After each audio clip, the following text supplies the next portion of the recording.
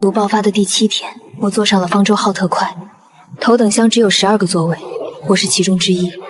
车票价是黄金500克，对我来说不过是父亲遗产的零头。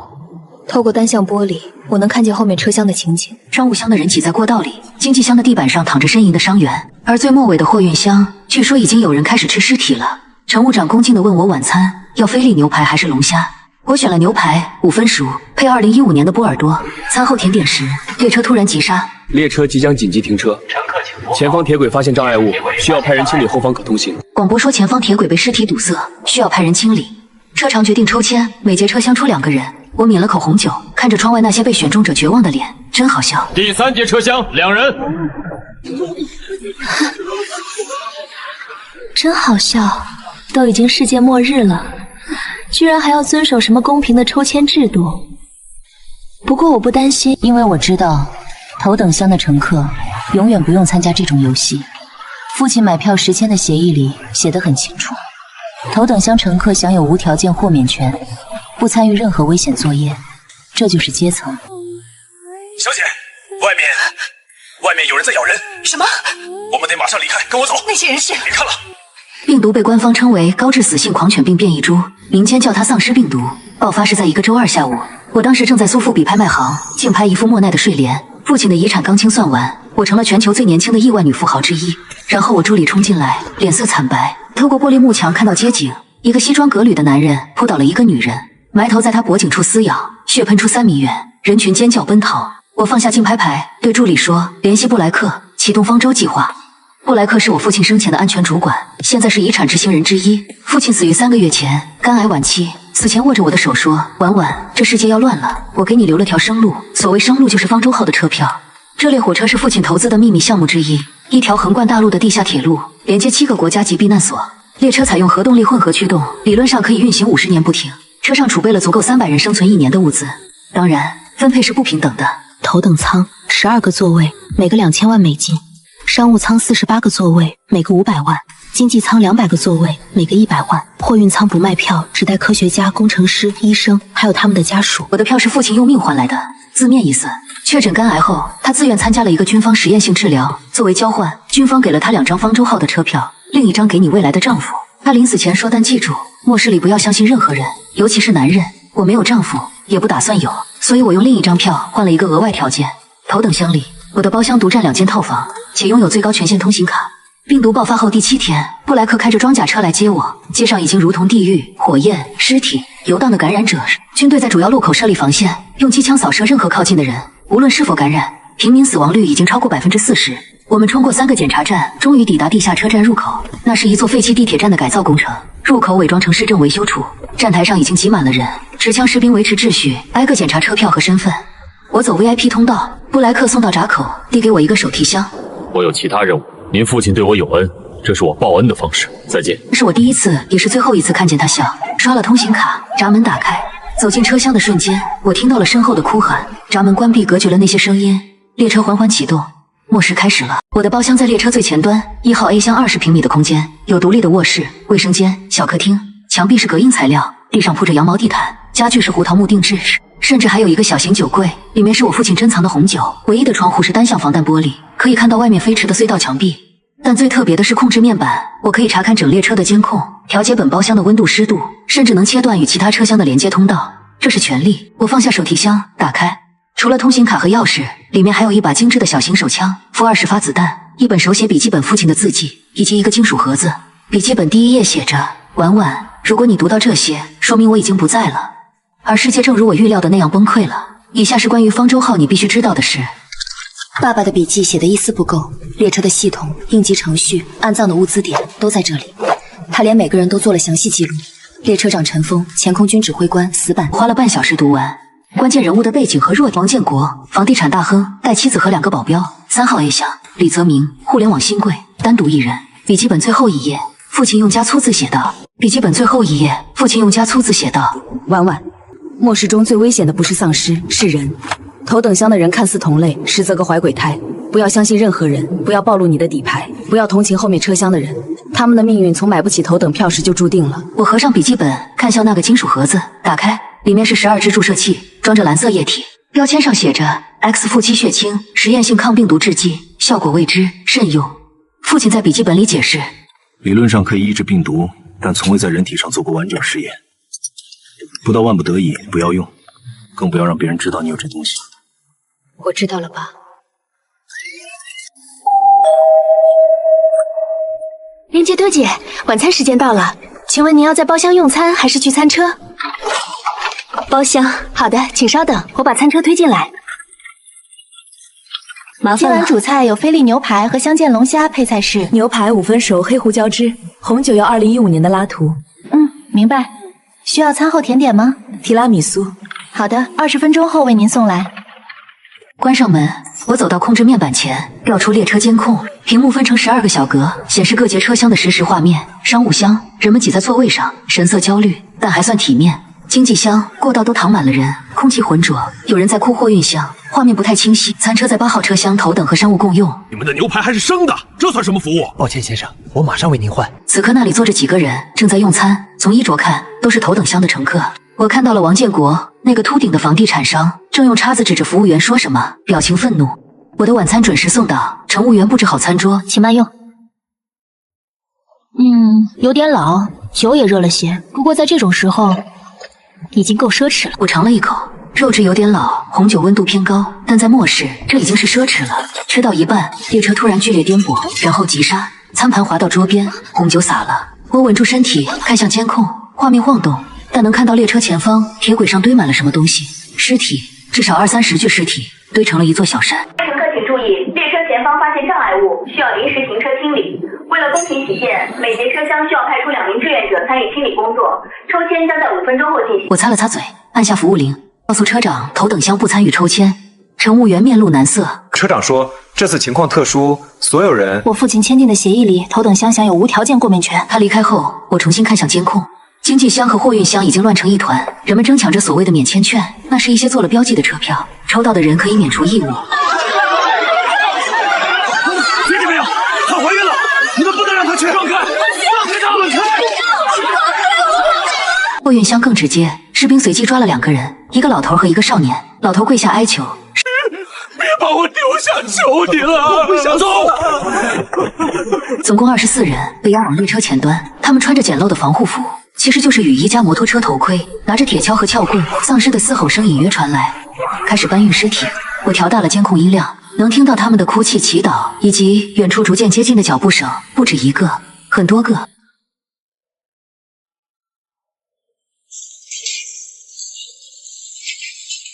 清理工作进行到一半时，袭击发生了。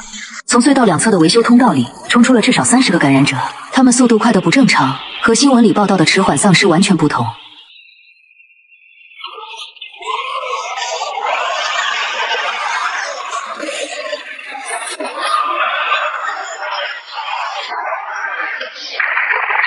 第2代变异体，病毒进化了，感染者保留部分运动能力，所有人撤回列车，快！第一个被扑倒的是货运箱的那个老头，第2个是经济箱的年轻女人，那个孕妇。她跑得慢，被2个丧尸围住。我怀孕了。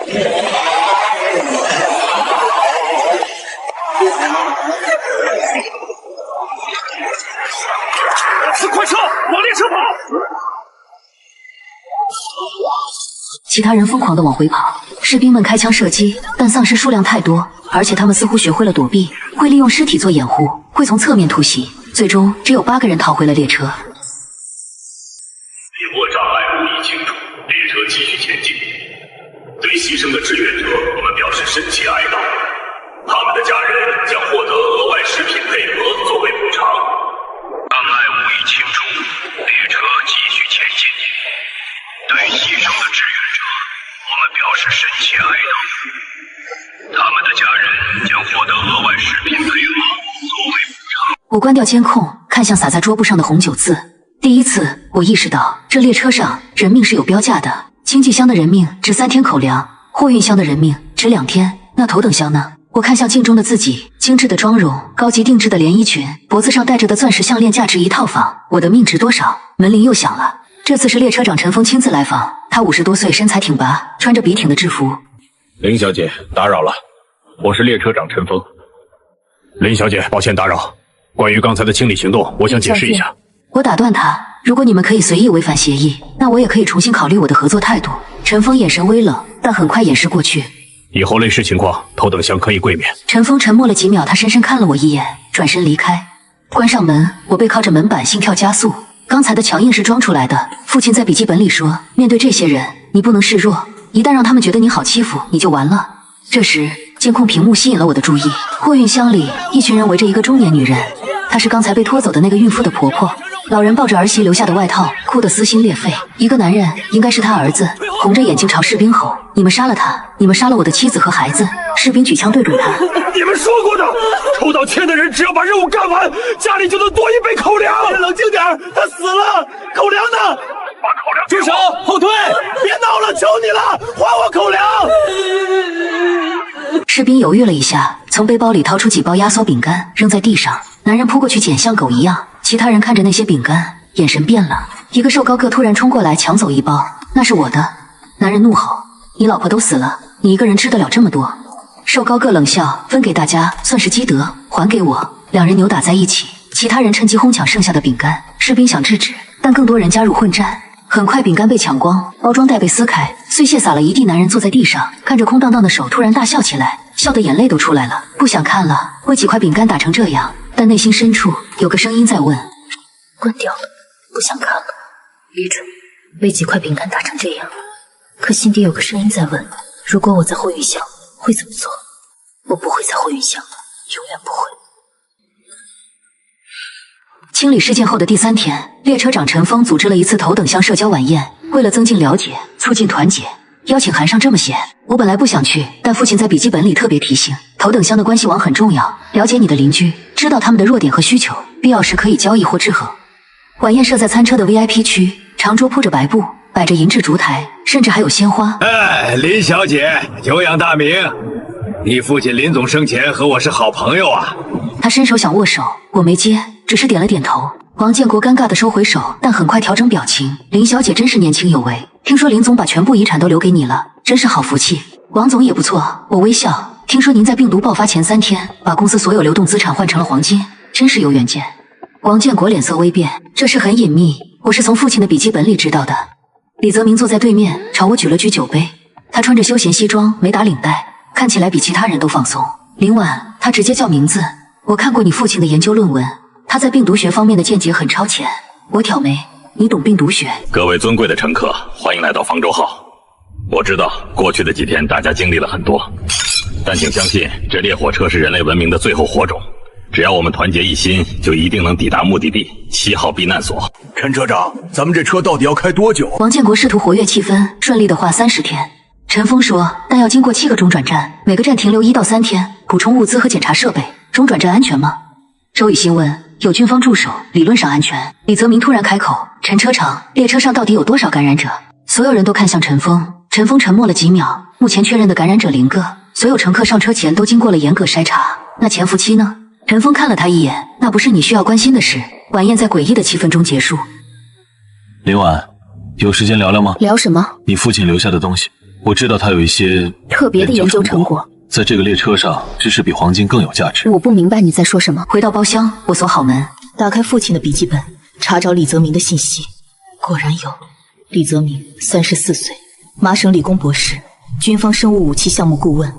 此人极度聪明。这列车上每个人都带着秘密，而我最大的秘密是那个保险柜里的12支血清，以及我知道的一些连陈峰都不知道的事。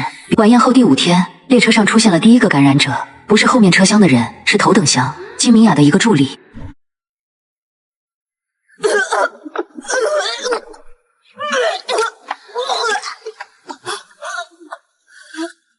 当时正好有士兵巡逻，立刻将他控制。苏晴医生很快赶到，做了初步检查。体温41度，瞳孔扩散，伤口感染发黑，疑似感染。苏晴宣布需要立即隔离观察。金明雅在包厢里尖叫：不可能！小雅一直跟我在一起，她没被咬过。抓伤也可能感染，病毒可以通过体液传播。那我也可能被感染了。需要对你进行隔离观察，请收拾必需品，跟我去隔离车厢。我不去，那里都是病人，喂，我会被传染的。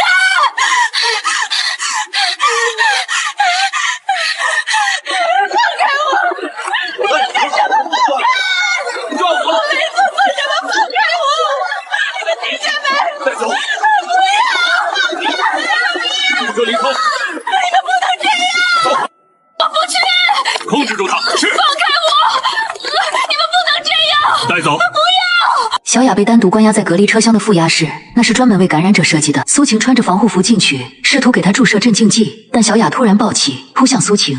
他完全变异了，速度比我们预计的快得多，从出现症状到彻底失去理智，只用了4个小时。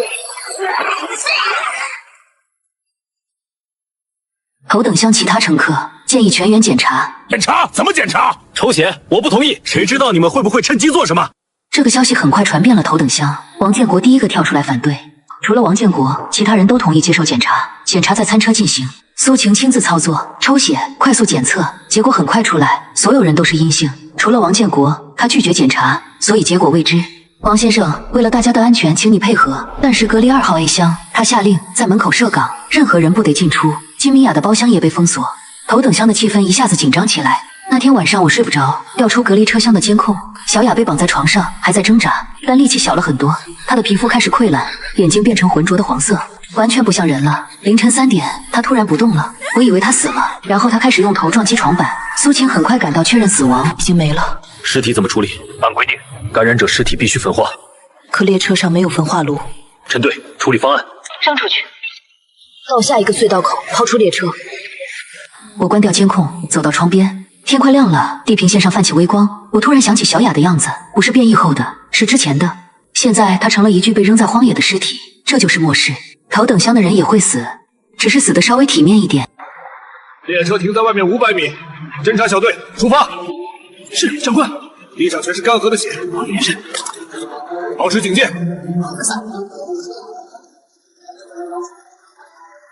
大量的血迹从入口一直延伸到轨道上，已经干涸发黑。陈峰命令列车在站外500米停下，派出侦察小队。小队共6人，全副武装。他们小心翼翼进入站台。小队已进入站台，周边无异动。这里到处是尸体，残缺不全。电力系统被破坏，备用发电机燃料耗尽，物资仓库也被洗劫一空。最缺的燃料和药品都没有。是的，长官。发电机能修吗？需要时间。列车停在露天轨道上，非常危险。虽然这一带是荒漠，但谁也不知道会不会有感染者游荡过来。更重要的是，列车的能源虽然还能坚持，但食物储备已经开始紧张，尤其是后面车厢。货运箱已经实行配给至3天了。工程队下车尝试修复发电机，安保队加倍警戒。工程队有20人，工程队忙活了6个小时，终于站台亮起了第一盏灯。昏暗的灯光照亮了站台的惨状。发电机能运行多久？燃料只够12小时，我们必须找到储备燃料，或者尽快离开。搜索站内仓库，看还有没有可用的物资。队长，这里有个密封罐，还有挨着的，可以让列车跑1周。站得好，加人酒，快走快走！他们从通风管出来了，别让他靠近。门关上，我们暂时安全了，但这只是开始。工程队和部分士兵被困在仓库里，门被从里面堵住了，不知道是谁干的。枪声、惨叫声、撞击声，然后渐渐安静，只剩下丧尸的嘶吼和咀嚼声。站台上的士兵想救援，但仓库门太厚，短时间内打不开，更急救援，撤回列车。陈峰咬牙下令，士兵们开始撤退，边退边射击。感染者数量太多了，至少有上百个。列车启动，逃离了中转站，损失惨重，工程队20人全灭，士兵损失12人，而得到的只有那个燃料罐和几箱过期罐头。货运箱的人听到消息后暴动了，他们冲破了隔离门，闯入了经济箱，抢夺食物。士兵镇压，开枪打死了5个人，逮捕了20多人，但暴乱没有完全平息，只是暂时被压制。那天晚上，我听到后面车厢传来的哭声、咒骂声，以及某种压抑的咆哮。第2天早上，广播宣布，由于物资短缺，即日起所有车厢实行统一配给制。由于物资短缺，即日起所有车厢实行统一配给制。头等厢每日配合减半，商务箱减2%，经济箱和货运箱维持现状。凭什么减我们的配额？最多的钱！因为我们需要让更多的人活下去。不公平！因为我们需要让更多的人活下去。如果后面车厢的人死光了，谁来做工？谁来维护列车？谁来防御感染者？那是你们的事！我付钱买的是特权，不是公平。末世里没有特权。我第一次对这个列车长产生了一丝敬佩，但也只是一丝，因为我知道他说的公平也是假的。当天下午，我通过监控发现陈峰的私人储藏室里有额外物资。所谓公平，不过是安抚暴民的谎言。而我也有我的秘密，那个保险柜里的血清价值连城，如果我愿意，可以用它换任何东西。但父亲说的对，末世里最有价值的东西要留在最关键的时候用。中转站事件后，列车上出现了微妙的变化，头等厢的乘客开始抱团，除了王建国依然独来独往，其他人开始频繁交流。李泽明成了非正式领袖，而且似乎知道很多内幕。周氏姐妹总围着她转，甚至和部分士兵建立了良好关系，教他们维修设备，改进防御工事。第17天，她敲响了我的门。今晚我们需要谈谈。谈什么？关于这列车的未来。还有，你的血清。什么血清 ？X7血清。你父亲参与开发的实验性抗病毒制剂。我知道他有样本，也知道他留给了你。你怎么知道的？我沉默了几秒，侧身让他进来。虽然你父亲把我排除在核心团队外，但我有自己的信息渠道。病毒爆发后，我调查了所有参与者的下落，发现你父亲在死前转移了一批实验样本。结合你在这列车上的特殊地位，不难推断东西在你这里。李泽明说，陈峰在带着我们走向绝路，7号避难所很可能已经沦陷，这列车最终会变成移动棺材。我们需要另寻出路。什么出路？4号中转站。李泽明压低声音，那里有一个秘密研究设施，存储着完整的病毒资料和实验设备。如果我们有血清，再结合那里的研究条件，也许能开发出真正的疫苗。我看着他，你要我背叛列车，跟你去一个未知的地方？不是背叛，是自救。林婉，你父亲没告诉你全部真相。这列车不只是一辆避难列车，它还是一个移动实验室。陈峰和他的上级在观察我们。我不知道全部。李泽明摇头，但我发现列车上感染者的变异速度比外界快得多，而且有些人的症状很奇怪，不像是自然感染。我怀疑他们在故意散播变异毒株，观察不同人群的反应。李泽明离开后，我想了很久。父亲警告过我，不要相信任何人。可如果李泽明说的是真的，留在列车上就是等死。我需要更多信息。那天晚上，我做了一件冒险的事，侵入列车内部网络。果然，让我震惊的是李泽明的包厢，墙上贴满了笔记和图纸，角落里有一个小型的化学实验设备。他在自己研究病毒，日志还显示，陈峰每天都会调取这些隐藏摄像头的录像。他确实在监视所有人。实验组 A 观察记录，变异速度对比数据，心理压力测试结果。李泽明说的对，这列车不干净。第22天，列车抵达4号中转站，列车缓缓停靠。陈峰照例派出侦察小队，他们很快发现了异常。工作人员是全息投影，站台是空的，但物资仓库是满的。陈峰下令搬运物资，但要快。士兵和部分志愿者开始工作，他们用推车把物资运上列车，效率很高。趁这个机会，李泽明和我溜下了车，悄悄溜向站台深处。按照李泽明得到的地图，研究设施的入口在一个废弃的电梯井里。我们找到了那个电梯，门开了，里面黑洞洞的。这是完整的研究日志。这些图表都是病毒的变异曲线和感染率吗？还有人体实验数据，受试者编号到48号，最后一条记录在23天前病毒爆发的那天。原本是用来做基因治疗的，能强化免疫、修复细胞。可一次实验里，病毒变异了，变成了能侵入神经的东西。他们试着控制，失败了，然后军方接管了项目，不是为了治愈，而是为了武器化。它会伪装成休眠，在人群中传播，然后突然爆发。23天前写的。跳一句，他会保留宿主的记忆和技能，所以仓库的那些家伙会埋伏、会包抄，是因为他们不是无意识的怪物，是新的物种，而且还在进化。突然，警报响了，红色的灯光闪烁，广播响起：呼吸，屏住呼吸。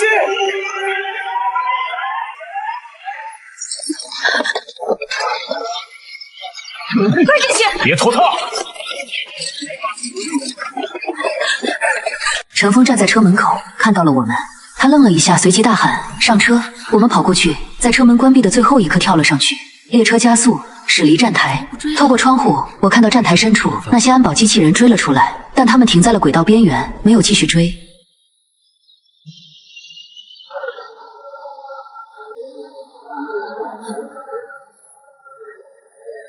远从哪儿了？陈峰质问。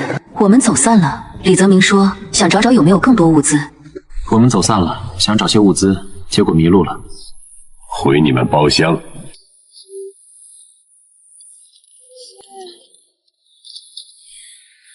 我们回到头等舱，关上门，我立刻问：“资料呢？你拿到了吗？”李泽明点头，拍了拍背包，都在这里。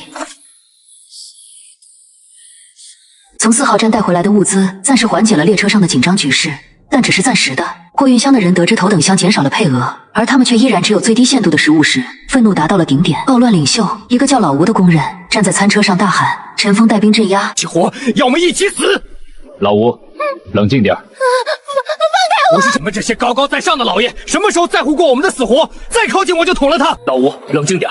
不行，降低配额会影响重要人员的状态，对列车安全不利。那我们呢？我们就活该饿死。我保证，到下个补给点，所有人都会有足够的食物。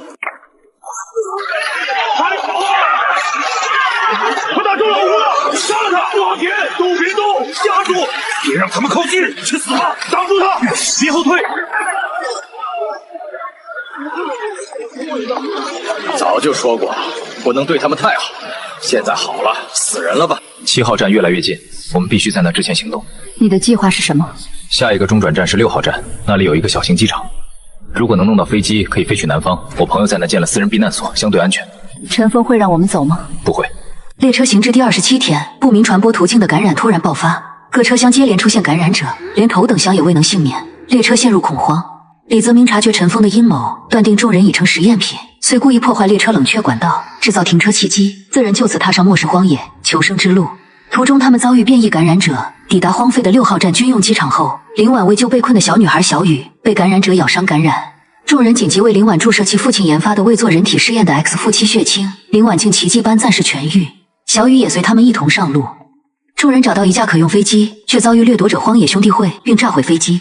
5人徒步数日抵达南方避难所，负责人陈博士因他们带来的血清接纳了众人。隔离后，林婉负责物资仓库，李泽明研发血清，周雨晴加入防卫队。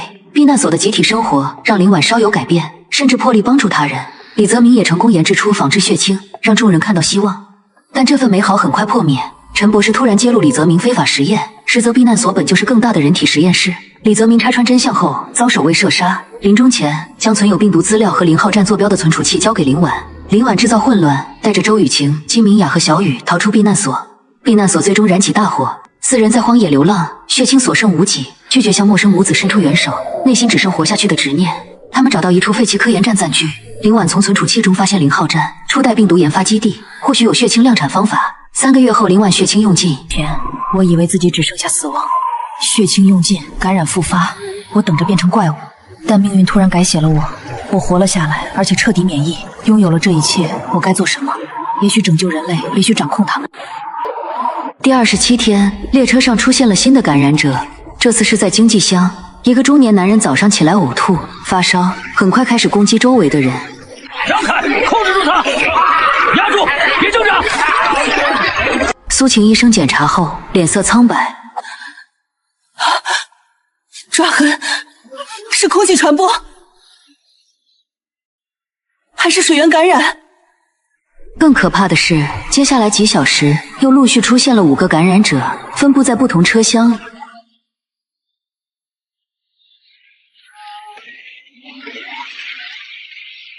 2个在经济箱，1个在商务箱，甚至1个在头等箱。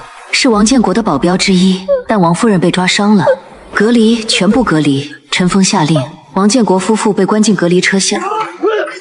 我是头等厢乘客，你们不能这样对我！感染者无差别对待。我是头等厢的，你们听到没有？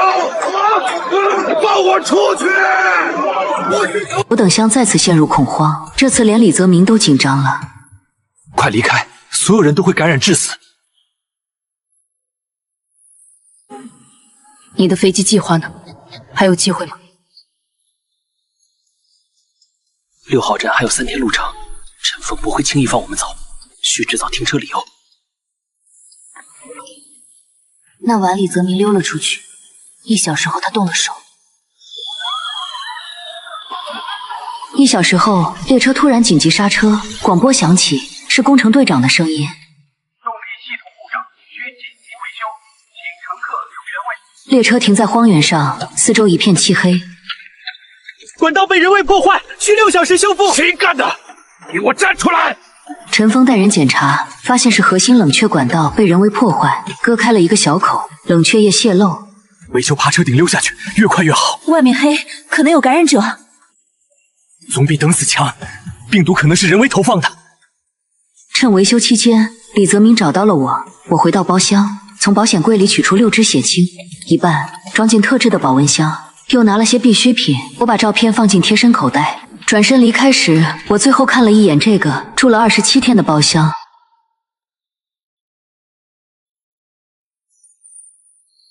再见了，头等舱。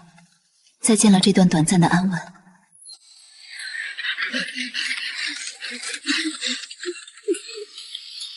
车顶有人，快拦住他们！下车！站住！开枪！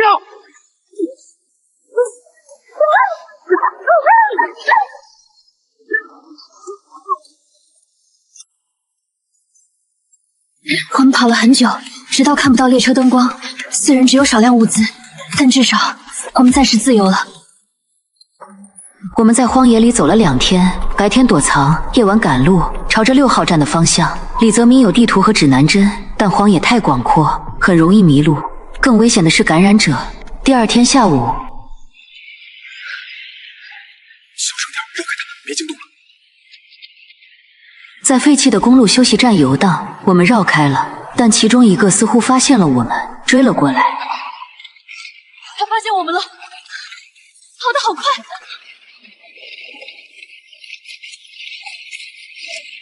我们开枪射击，但他在移动中很难命中。打断他的行动力！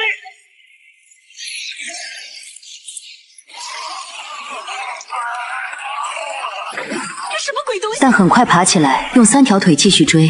最终，我们把他引到一个陷阱，李泽明事先布置的绊索。他摔倒后，我补了一枪爆头，尸体抽搐了几下，不动了。我们检查尸体，是军人，3号站的驻军，所以3号站确实沦陷了，而且军人也感染了。怎么人多了？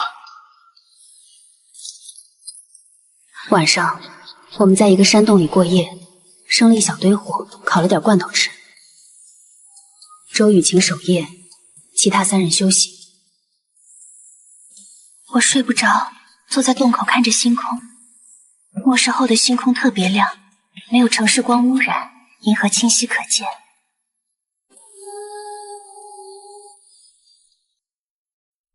第3天中午，我们终于看到了6号站的轮廓。那是一个小型军用机场，周围有围墙和哨塔，但和3号站一样，没有活动迹象。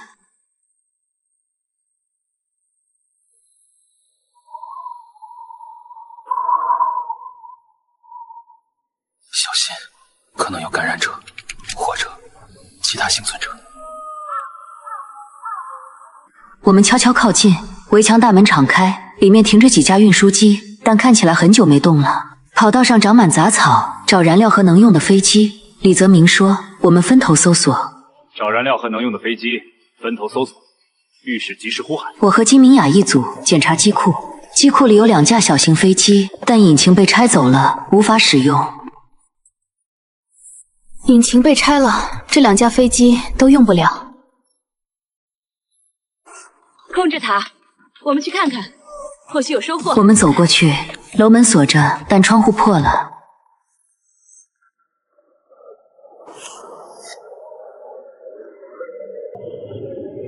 爬进去，里面一片狼藉，文件散落一地。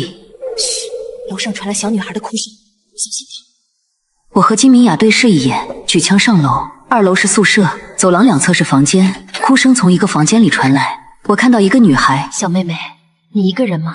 就在这时，走廊尽头传来脚步声，沉重的拖沓的脚步声。感染者不止一个，快走！我拉起女孩，但已经晚了。快走，是感染者，做好防备。3个感染者从楼梯口出现，堵住了去路。我推开女孩，用手臂挡住她的撕咬，把齿嵌进肉里，剧痛。伤口周围发黑，我彻底感染了。他们把我扶到楼下清理伤口，伤口很深。先喝口水，额头都湿了，别动。谢谢，我已经好多了。再坚持一下，马上倒出口。我们继续吧。病毒感染，我检查过类似病例，通常3到6小时会完全变异。血清，血清。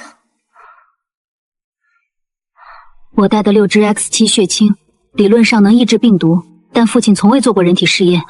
用吧，不然林姐姐会死的。对，必须得用，越快越好。李泽明拿出保温箱，取出1支血清，注射进我的静脉，蓝色液体缓缓推入。起初没什么感觉，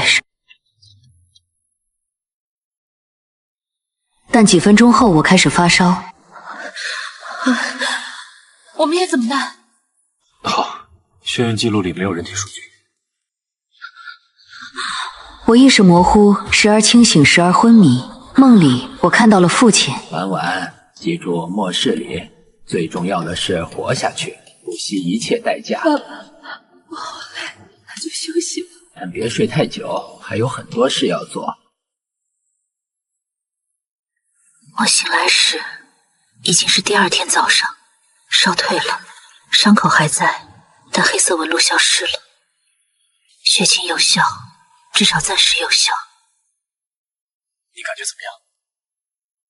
还活着？手臂依然疼痛，但头脑清醒。李泽明检查我的瞳孔和脉搏，血清真的有效，感染者可能还会来。小妹妹，你叫什么名字？我叫小雨。爸爸妈妈是机场工作人员。病毒爆发的时候，他们把我藏在衣柜里，再也没回来。在控制塔里，我们找到了有用的东西。看，一台能用的无线电，还有详细地图。这里还有一把小型飞机的钥匙。飞机在隐蔽机库，我们找到了那个机库。找到了，就是这里。飞机基本完好，检查一下就能启动。燃料够飞800公里，南方避难所在600公里外，理论上能到。那就走。但我们还没来得及高兴，外面传来了引擎声。我们是荒野兄弟会，这个机场是我们的地盘，交出所有物资。不是飞机，是汽车，很多辆。从窗户看出去，至少10辆改装过的越野车包围了机场。我知道一个地方，地下通道就在机库角落。爸爸说，紧急情况时用，能通往外围。快，我们去看看。临走前，李泽明在飞机上装了炸药，不能留给他们。通道很长，走了大概20分钟，从机场围墙外的一个排水口出来。回头能看到机场方向冒起浓烟，飞机炸了。荒野兄弟会的人肯定气疯了，但我们安全了，暂时。接下来的5天，我们徒步穿越荒野，靠着地图和指南针，朝着南方避难所前进。路上遇到了几次危险，一次是感染者群，我们躲进了一个废弃的加油站；一次是变异野兽，感染了病毒的狼。速度极快，我们损失了大部分弹药才击退。小雨很乖，不哭不闹，但晚上总会做噩梦，喊着爸爸妈妈。爸爸妈妈，乖，没事了，姐姐在呢。你们听过那个算了，反正挺好笑的，对吧？我的伤口在慢慢愈合，血清似乎抑制了病毒，但偶尔会发烧。6支血清已经用了3支，进展怎么样？我在研究剩下的血清，想分析出成分，但现在条件太有限。第7天，我们终于看到了避难所的围墙，那是一座山改造的堡垒。我们走近，守卫用枪指着我们。报告，有从方舟号来的幸存者，请求指示。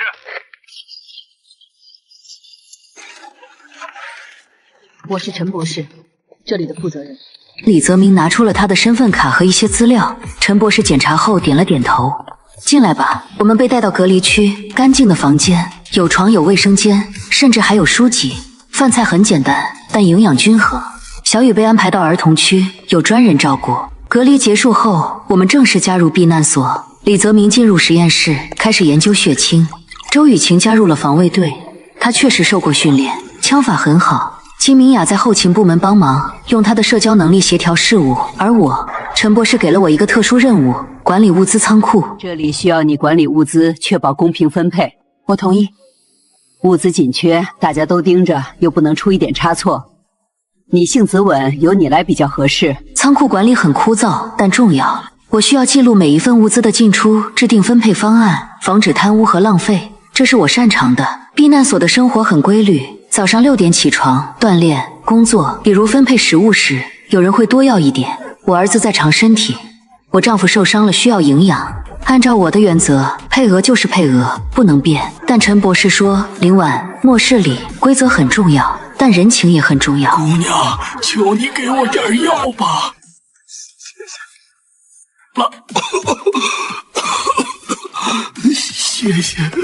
谢谢你啊。李泽明的研究进展顺利，3周后，他制造出了第一批仿制血清，虽然效果不如原版，但确实可以抑制病毒。避难所的人们看到了希望，他们开始规划未来。明晚，你终于变得有人情味了。可不是嘛，终于像个正常人物。你们2个你开心吗？开心是什么感觉？慢慢来，人性需要学习。这种美好太不真实，像一场梦，而梦总会醒的。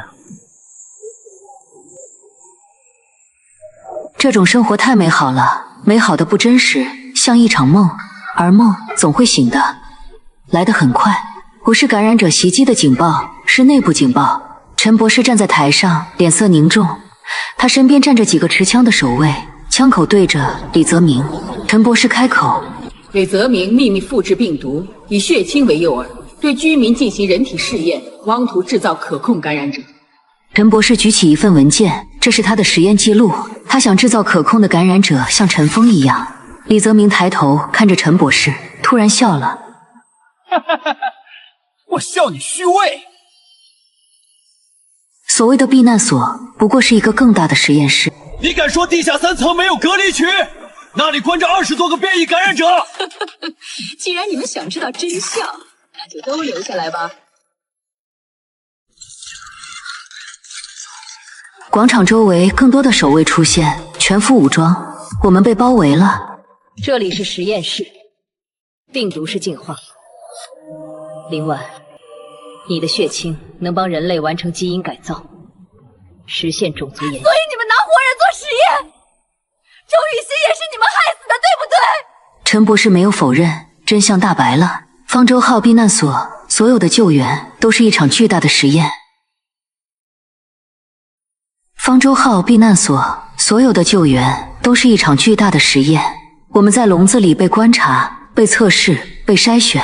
现在陈博士说愿意加入新人类计划的站到左边，拒绝的很遗憾，你们会成为实验材料。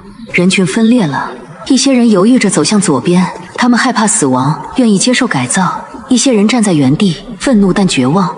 李泽明突然挣脱了束缚，会让你得逞。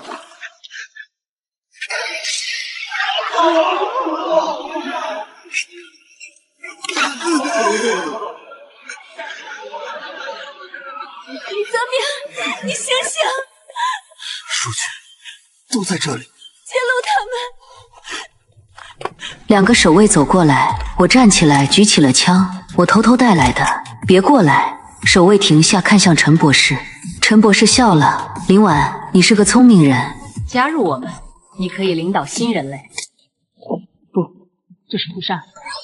开枪了，不是打陈博士，打中了广场的灯光控制器，全场陷入黑暗，混乱爆发，人们尖叫、奔跑，互相推挤。我拉起周雨晴和金明雅，趁乱逃跑去仓库。我喊：那里有武器和物资。我们冲破守卫的包围，跑向仓库。我们逃出避难所，冲进荒野。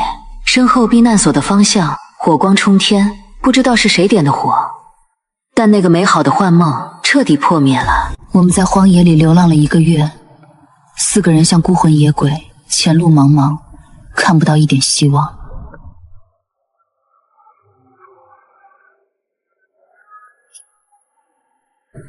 剩下3支血清，最多维持3个月。我的感染没痊愈，3个月后要么死，要么变成感染者，希望渺茫。这1个月，周雨晴为抢罐头杀了人，金米雅生病落了后遗症，小雨胆小，每晚都要攥着我才敢睡。姑娘，求你们给点吃的，孩子快饿死了。林婉，分他们一点吧。不行，我们的食物也不多，还要养着小雨。姐姐，那孩子会饿死的。末世里没有多余的善良。避难所的骗局已经告诉我们，心软只会害了自己。我要护着我们4个。林婉，你变得不一样了。你为什么带着小雨？他也是累赘，他有用，是遇到幸存者的筹码。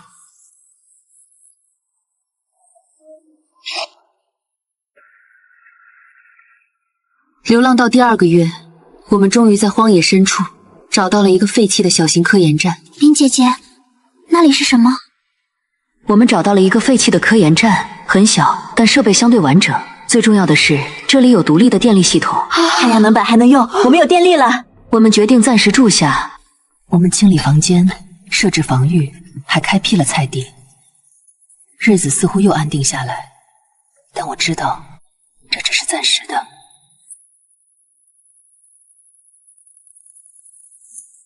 血清只剩下2支，我的感染还没痊愈，时间已经不多了。我独自在实验室里研究李泽明留下的存储器，里面不仅有病毒资料，还有一份地图，标记了全球7个方舟计划站点，以及一个秘密坐标。0号站最初的病毒研发基地，或许有血清量产方法。林婉，有希望了，对吗？有可能。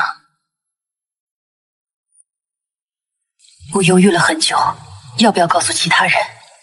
太危险，成功率太低，谁又能保证那里不是另一个陷阱？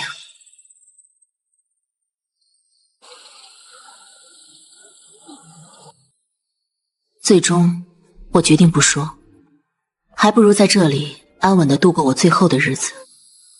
其他的都不重要。我做了一个梦，梦见父亲，他站在一片废墟里对我说：“婉婉，你做得很好，你活下来了，这就够了。但记住，活着不是目的，是过程。这个过程里，你可以选择成为什么样的人。”我应该成为什么样的人？你自己决定。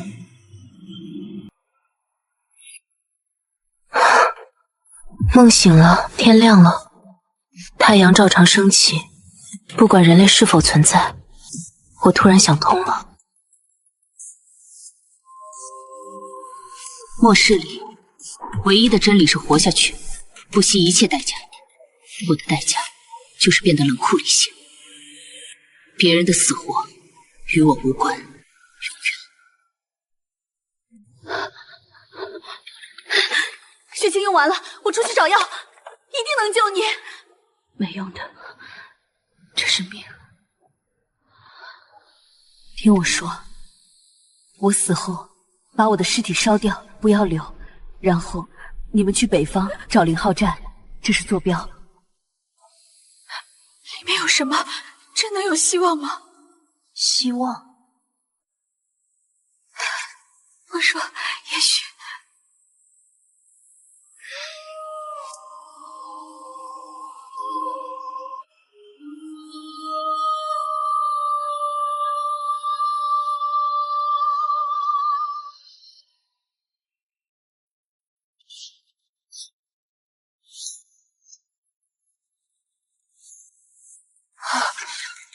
没死，林婉，你醒了，烧退了，奇迹，真是奇迹！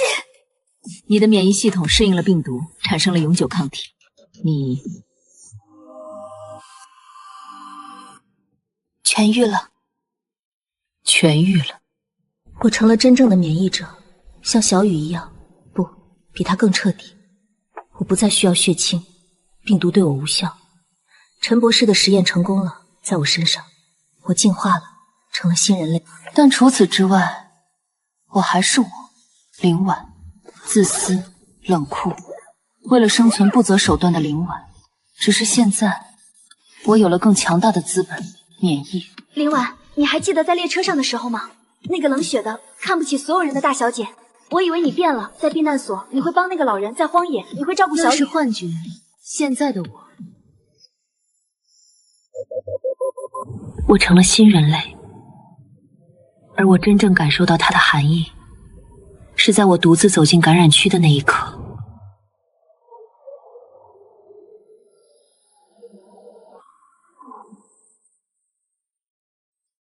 那是离开科研站后的第3天，我站在一座小城的废墟前，城里游荡着至少200个感染者。按末世前的常识，这是绝对禁区，但我只是检查了物资，然后迈步走了进去。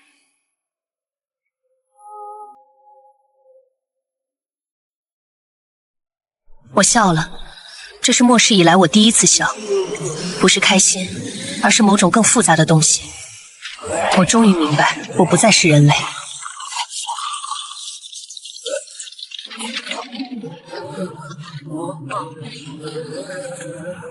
我挤在他们中间睡觉，比睡任何被窝都暖和。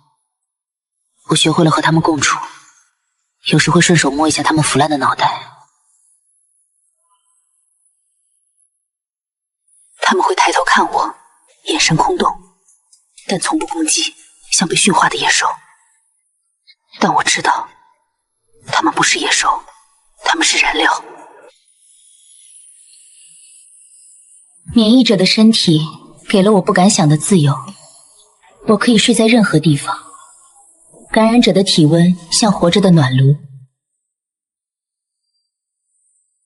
3个月后，我发现了一个规律：感染者的体温会随着时间升高。新变异的第1周体温40度左右，3个月后能到50度。越老的感染者越烫，冻得越慢，而那些完全烧透的，体温超过60度，会彻底失去行动能力。那一刻，我突然懂了陈峰的话，把他们关在密闭空间，聚集热量，就能驱动涡轮。一具60度的感染者能烧很久。第6个月，我遇到了一群真正的幸存者，他们躲在一座大型超市的地下车库里，大概30多人，有老人有孩子，还有几个带枪的男人。我走近时，他们用枪指着我，让我跪下交出物资。我交出了一部分，够他们吃3天的罐头。为首的男人叫老莫，40多岁，曾经是建筑工头。他盯着我看了很久，问：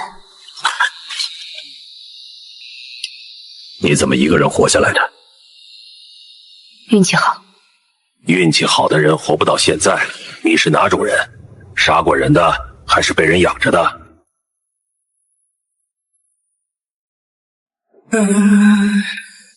我没回答。他们收留了我，让我住在车库角落的一个储物间里，条件是每天出去找物资，上交80%。我答应了。那1个月我过得很平静，或者说伪装得很平静。白天出去找物资，其实就是去感染区溜达一圈，从狮群里穿过去，从那些幸存者根本不敢靠近的地方拿东西。晚上回来交差，吃他们分给我的稀粥。外面真的有好多怪物吗？他们长什么样？有，和人差不多，只是烂了。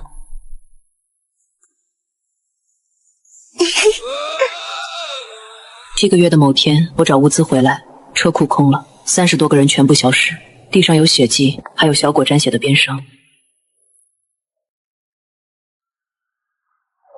我追了5公里，追到铁轨边，铁轨上有新鲜轮印，火车来过。我沿着铁轨走，走了3天，找到了一个废弃小站。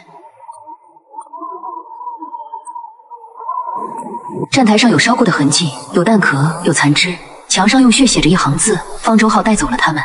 方舟号，那列我以为早已消失在荒野里的列车，还在运行，还在收集燃料。第9个月，我开始追踪方舟号的踪迹。它没有固定路线，但总在重灾区附近出现。我找到了3个类似的小站，都有同样的痕迹，人群消失的地方。铁轨上有轮印，墙上有血字，有的写方舟号，有的写避难所，有的写救救我。最后一个站台上，我发现了一件熟悉的东西，一条项链，银色的吊坠是个小相机，那是金敏雅的东西，她总爱用那个吊坠拍照，漠视了也不改。项链扔在血泊里，沾满了黑褐色的污渍。我捡起来擦了擦，装进口袋。金敏雅在方舟号上，周雨晴呢？小雨呢？他们不是应该在南方避难所吗？0号站，欢迎幸存者，干净的水、食物、医疗、语言轨道。我收到了一段广播，频率很弱，断断续续，像从很远的地方传来的。0号站，父亲笔记本里写的最初的病毒研发基地，第12个月的第3天，我站在一座山脊上，望远镜对准了广播里说的位置。那是一座嵌在山体里的巨大基地，门口停着一列火车，车顶的排气管冒着灰白色的烟雾，那味道隔着3公里都能闻到，烧焦的肉混着福尔马林的刺鼻。我躺了2天，看着哨兵巡逻，看着他们把活的、健康的人，像将燃料脚一样塞进方舟号底舱，那些人还在挣扎。3天夜里，我从底舱翻板钻了进去，和那些建燃料件一起。黑暗中，我听到女人的哭喊，顺着声音摸过去，摸到一扇半掩的铁门，门缝里透出光。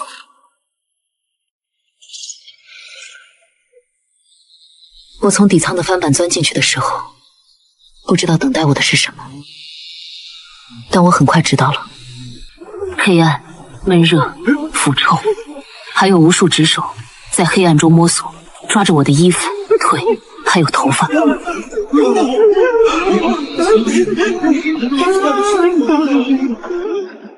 我挣扎着站起来，脚底下踩着活物，还在动。我摸到了手臂、脸，还有黏糊糊的液体。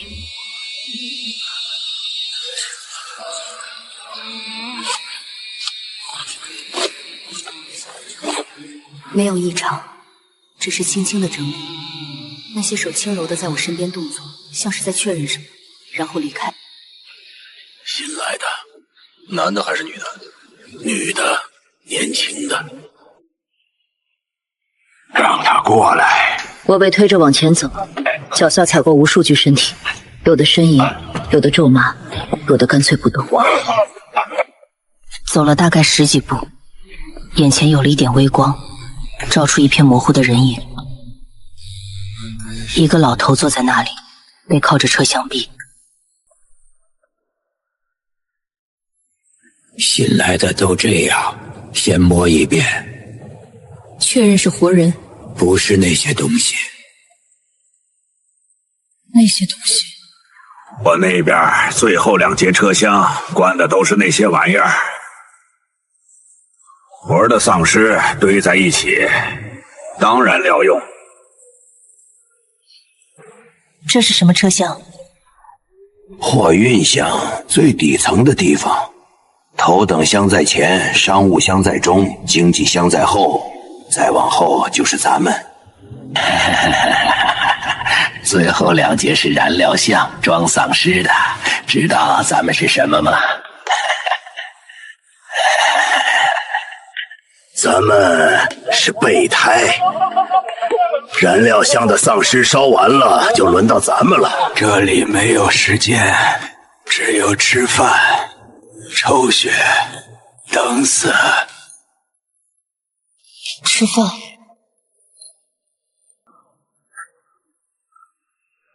等着吧，快来了。果然，没过多久，车厢尽头传来一阵响动，灯光亮了起来。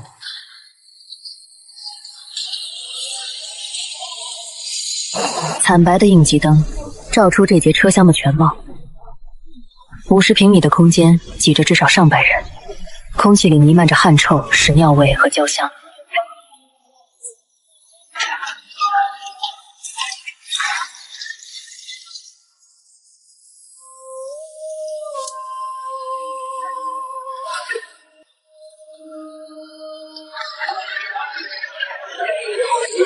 他们爬起来涌过去，没有声音，只有沉默的争抢、身体的碰撞声和急促的喘息。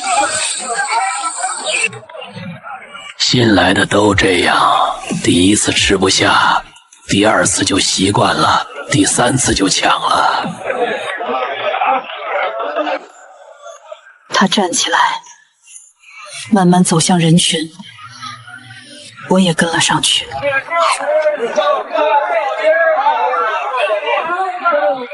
那些黑色块状物，手指大小，表面有油光。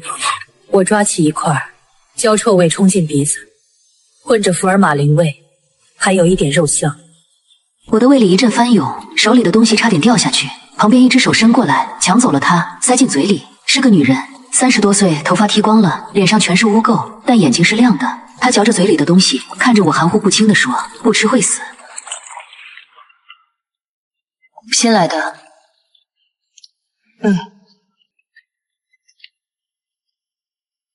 知道这是什么吗？不知道。站在原地，看着块状物一点点减少，看着推车被推走，铁门关上，灯光暗下去，黑暗，咀嚼声还在继续。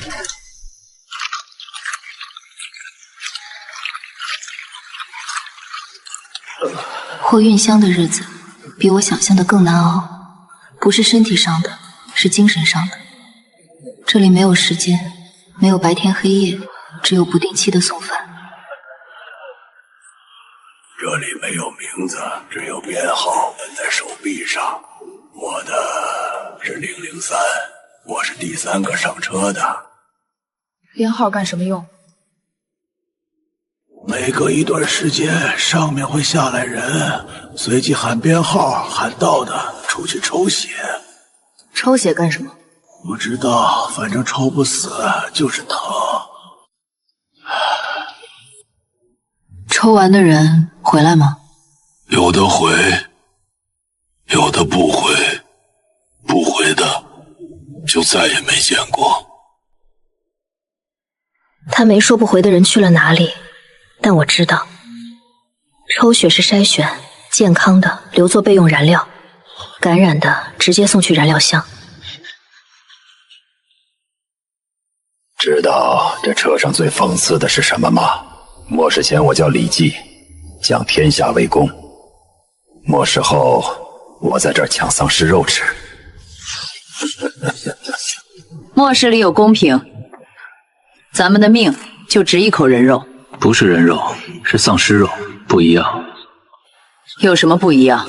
我听上面的人说，这车最后去0号站，不是避难所，是补给站，养着感染者，等这车来拉，当燃料。让他们互相咬，体温越高，烧得越旺。咱们吃的就是烧剩下的，循环利用。喊到编号的站出来。037、089、152、211、276、04为2领，乘20领。想出去，燃料箱有门，通外面。我看着他，脑子里想着周雨晴、金敏雅和小雨，他们一定在这车上等我。189的话在我脑子里转了3圈，最后那2节有门，通外面。我躺在急急呆呆的人中间，盯着黑漆漆的车厢顶，耳边全是杂乱的声响，然后翻身坐起，去找老钟。老钟，最后那2节怎么进去？进去干什么？找死！我有朋友在里面。从货运箱往后走，有一道铁门，平时锁着，只有送燃料的时候才开。什么时候送燃料？哎，没准儿，有时候1天1次，有时候3天1次，看上面心情。巡逻的士兵呢？每隔4个小时来一趟，从经济箱过来，穿过货运箱，去最后那2节检查，检查完再回去。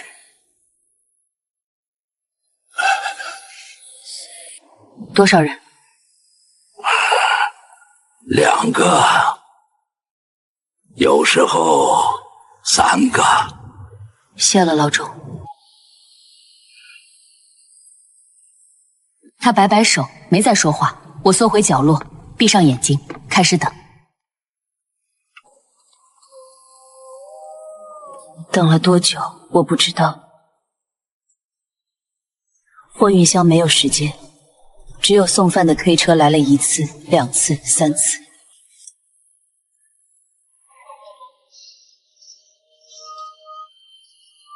第4次送饭之后，我终于等到了。铁门打开的声音不是平时送饭的那道门。2个穿防护服的人推着一辆空车走进来，穿过人群，走向那道门。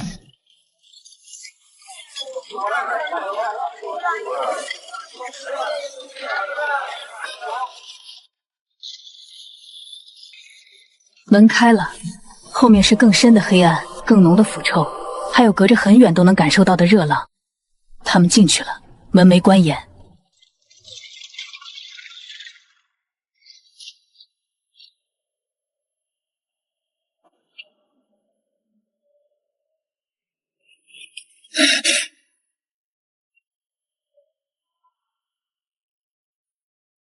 别去！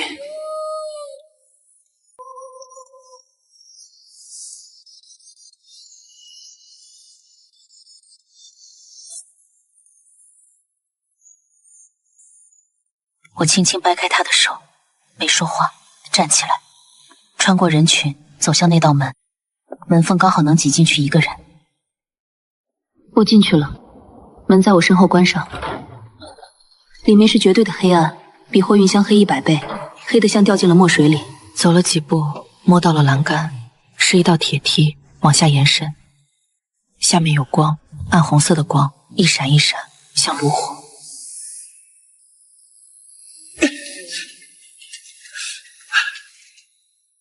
我顺着铁梯往下爬，越往下越热。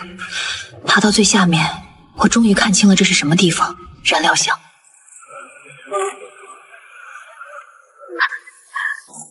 但热，热得离谱，像站在蒸笼里，空气都是烫的，吸进肺里火辣辣的疼。我摸索着往前走，脚下是铁板，烫得脚底板发疼。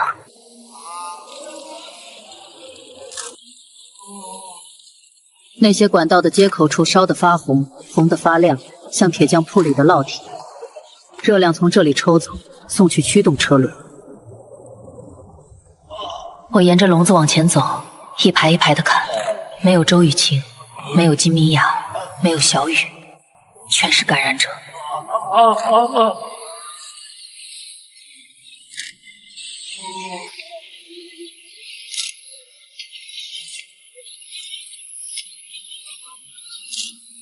活的还有人的样子，有的眼睛还是黑的，刚变异的还没完全失去意识。他们看着我，眼睛里有的空洞，有的疯狂，有的还在流泪。一个走到最深处，我停住了脚步。角落里有一个笼子，关的不是感染者，是人，活的，健康的，被绑着的人。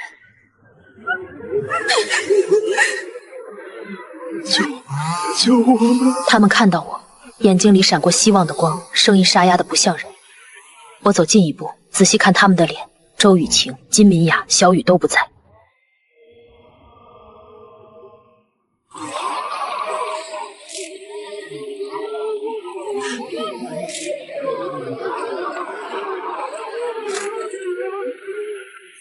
我转过身，继续找。突然，我想到了一件事：降温。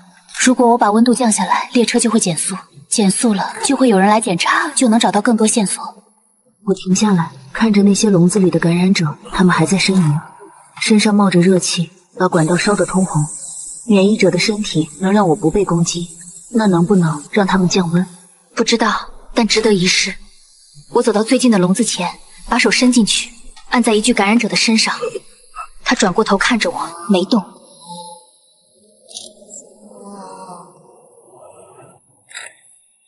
我的手按在他的胸口，那里烫得吓人，像按在一个50度的暖水袋上。他的体温至少有60度。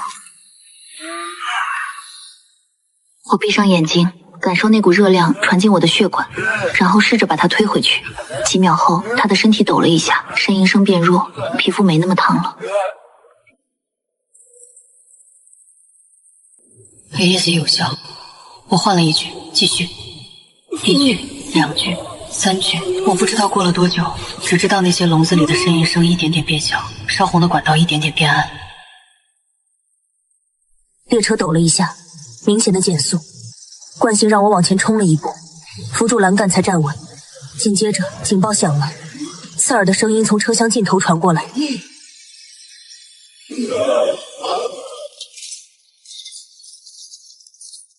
快检查管道！检查各个笼子的管道接口。我缩在阴影里，一动不动。手电光从我身边扫过，没照到我。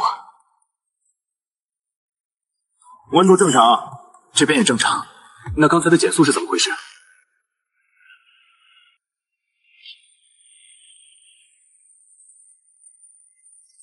继续检查，我去报告车长。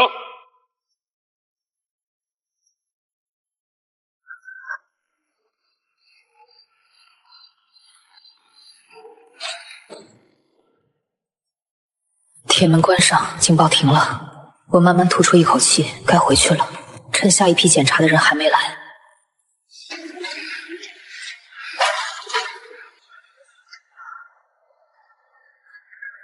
我从燃料箱爬回货运箱的时候，车厢里那股熟悉的臭味扑过来，我居然觉得亲切。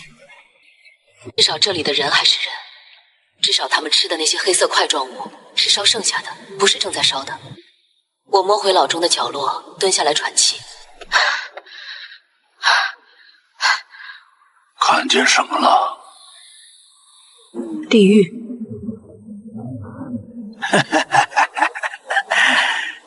地狱就在这车上，还用去后面啊？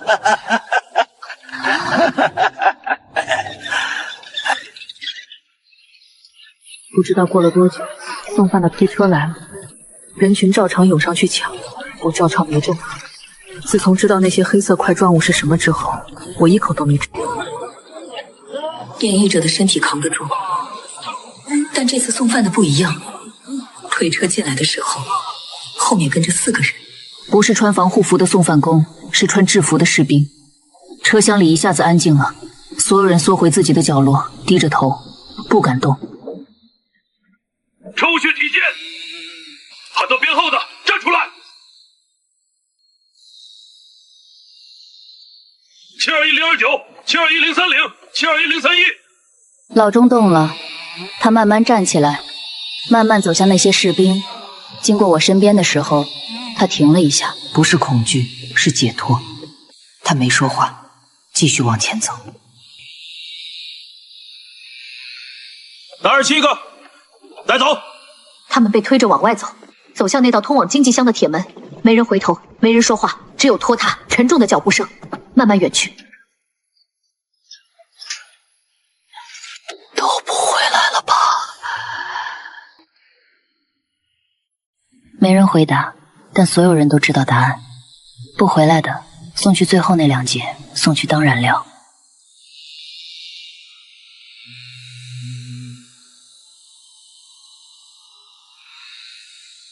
那天之后，货运箱空了一半，原本挤得密密麻麻的车厢，一下子松快了许多，但没人觉得高兴。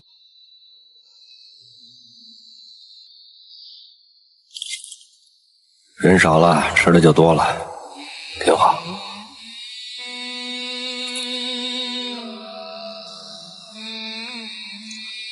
你不怕下一个是你？怕有什么用？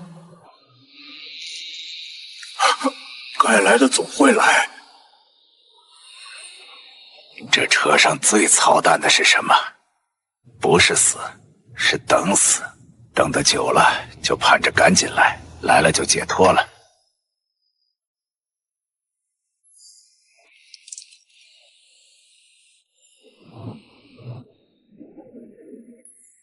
但这一次列车停了，不是急刹，是缓缓的、平稳的停下来。然后我听到了声音，从车厢前面传来的，很多人的声音，欢呼声、哭声、笑声。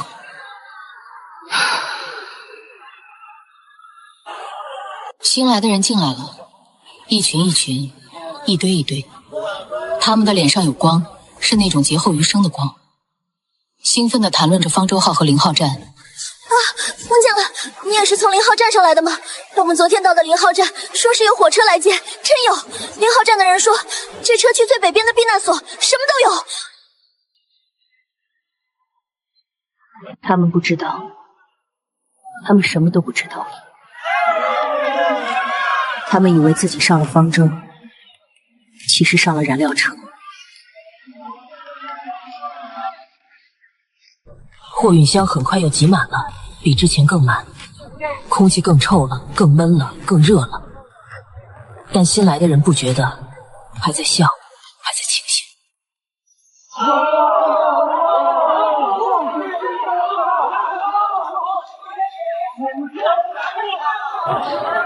这是我第一次看到这样连升起来。我站起来，挤到窗边，阳光刺眼，我眯着眼睛看，是废弃的站台，墙上的弹孔，地上的血迹，烧黑的痕迹。这是4号站，我来过这里。我的脑子里有什么东西嗡嗡的炸开。环线，这列车不是从起点到终点，它一直在绕圈子，从1号站到4号站，再转回来，重新开始。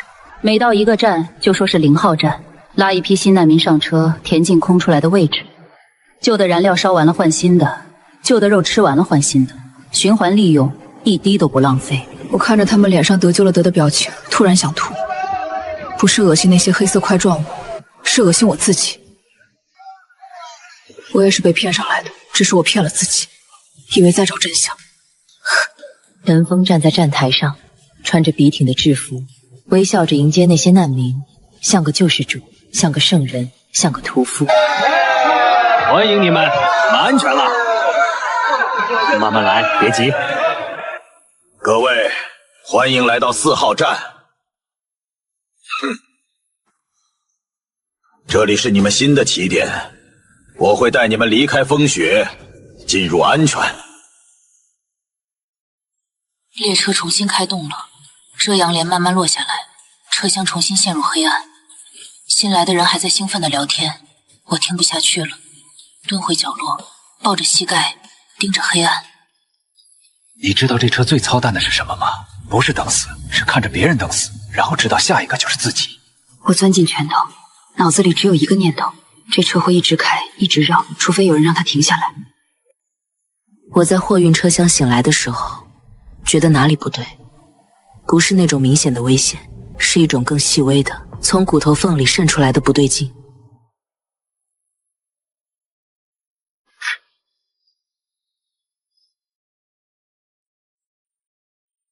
车厢里很安静，100多号人挤在一起，呼吸声、呼噜声、梦遗声和平时一样。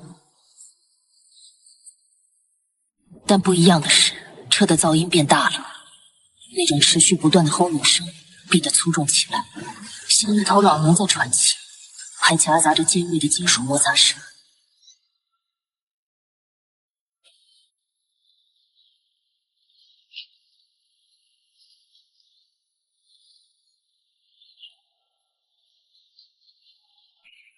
你也听到了？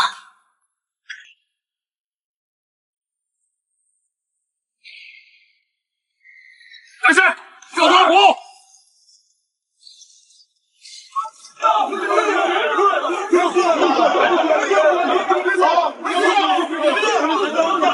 几个黑影冲进来，不是往车厢里面走，而是直奔那道通往燃料箱的铁门。他们开门进去，门关上。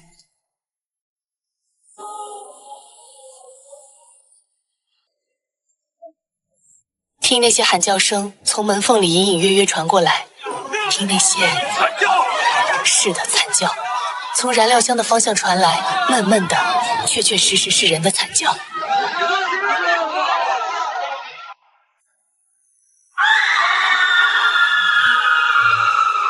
手电光再次亮起，我数着，进去的时候是10个，出来的时候是2个。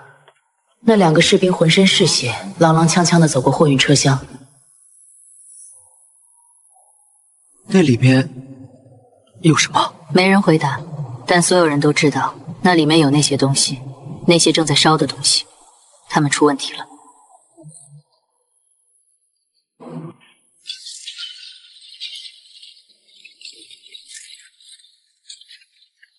这次进来的不是普通士兵，是陈峰。他穿着笔挺的制服，身后跟着至少10个人，步伐比平时快。他们穿过货运车厢，走向燃料箱。经过我身边的时候，陈峰的脚步顿了一下，就那么0.1秒，他没看我，继续往前走。当我看到了他的眼睛，那双眼睛里有一种我从没在他脸上见过的东西，担忧。陈峰在担忧。他们进去了，铁门关上，又是漫长的等待。这次没有惨叫声传出来，但车厢里所有人都屏住呼吸在等。9道有人开始小声念经，有人开始发抖，有人开始哭。然后铁门开了，陈峰走出来，他的制服上捡了血，脸上有几道黑印子，但人没事。陈峰站定，回头看了一眼那道铁门，然后转身走向经济箱。他经过我身边的时候又停了一下，这次他低头看我。他看你干嘛？我在想陈峰那个眼神，那不是看一个普通乘客的眼神，那是看一个知道什么的人的眼神。他知道我知道这列车的秘密，但他不在乎，因为他有更麻烦的事要处理。列车的噪音继续变大，不对，不是变大，是变慢。嗡隆声的频率越来越低，像一颗快要停跳的心脏，车速越来越慢。各位乘客请注意，列车因技术故障临时停靠4号中转站进行维修，请所有乘客留在车厢内，不要下车。重复。又是4号站。这车真的在绕圈，但这次广播没说完。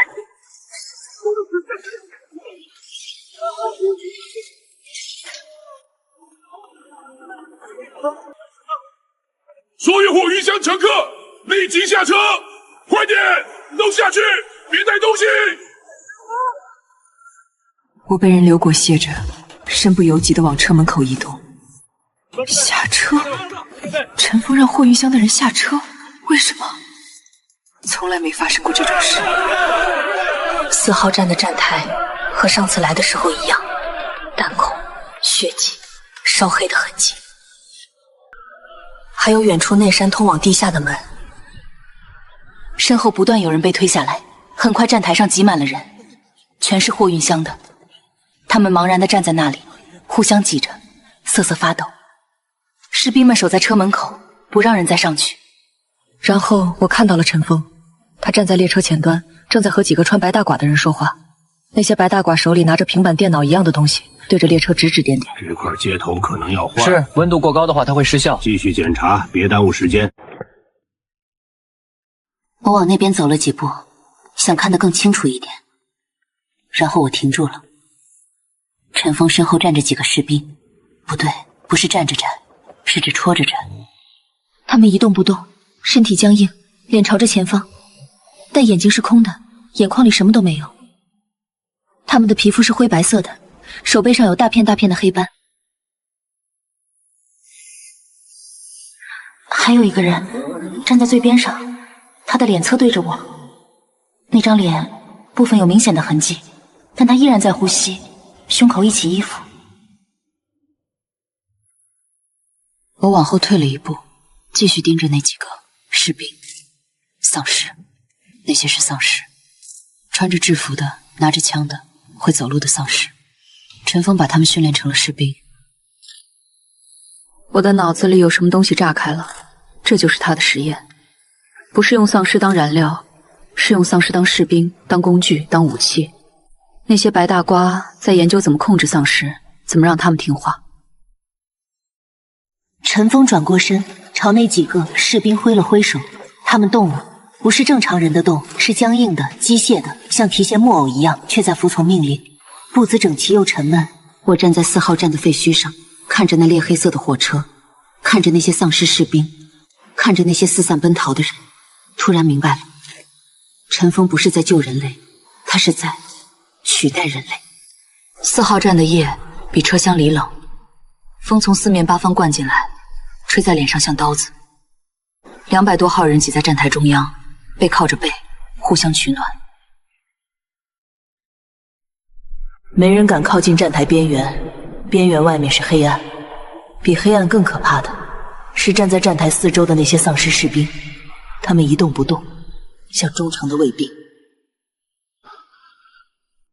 你们说那个车长陈将军，他到底是什么人？你傻呀，能指挥那些东西的肯定是将军，以前是军队的大官。人家那是胸怀，末世了还想着救人，那是圣人。要不是他，咱们早就被那些东西咬死了。陈将军是人类的希望。陈将军，陈将军是希望。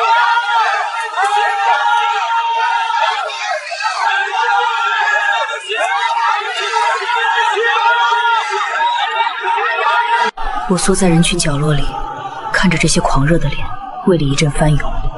他们不知道，他们什么都不知道，以为自己被救了，其实只是被换了个地方等死。列车的车门打开了，陈峰站在车门口，身后是明亮的灯光，照得他整个人都在发光。人群瞬间沸腾了。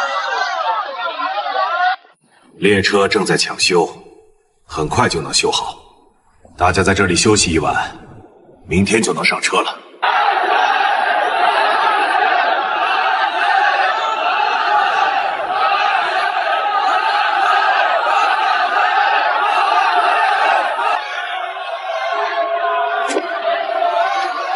陈峰微笑着，目光扫过人群，扫过我，停了1秒，然后转身走进车厢，车门关上，人群还在欢呼。我蹲下来，缩得更低。你不喊，你不信他。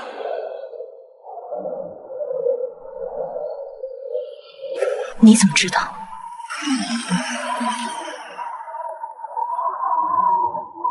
我仔细看那个丧尸士兵的手腕，黑暗中看不清楚，但隐约有条细细的东西，那是276给他女儿编的红绳。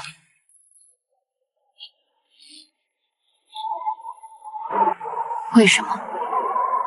因为死了就见不着了。现在这样，至少还能看着。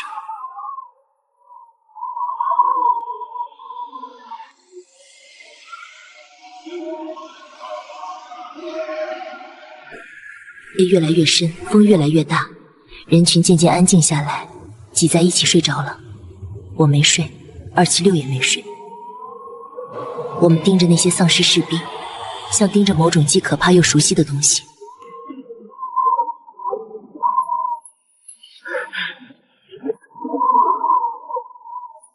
走到站台边缘，往黑暗中看，声音越来越大，像万马奔腾，像地震，像无数双脚在奔跑。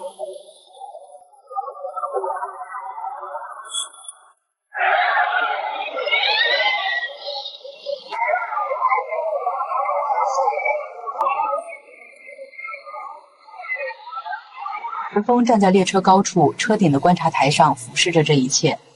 他的身后站着那几个穿白大褂的技术人员，手里拿着平板电脑一样的东西，正在操作。第一个被扑倒的是个年轻男人，他跑得最快，想爬上列车。一只感染者从黑暗中跃出，轻轻将他扑倒在地，抓住他的肩膀。他的惨叫只响了半秒就断了，然后是第2个、第3个、第10个。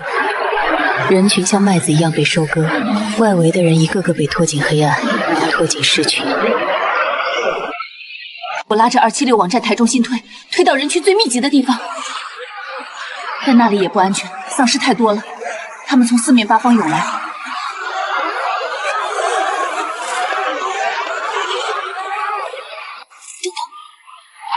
丧尸士兵呢？我抬头看，那些丧尸士兵还站在原地一动不动，任凭同类从身边冲过，任凭人群被撕咬，他们只是看着。我愣住了，那些丧尸是冰冻了，不是朝扑向人群的丧尸群动，而是朝人群中的某个人动，直奔一个中年男人。第3小队左侧包抄，第4小队右侧拦截，目标锁定那个心脏部位火焰最浓的。那些丧尸士兵转身冲向真正的感染者群体，这一次他们行动果断，使用武器应对，把对手一个个制服。目标捕获成功，继续防御。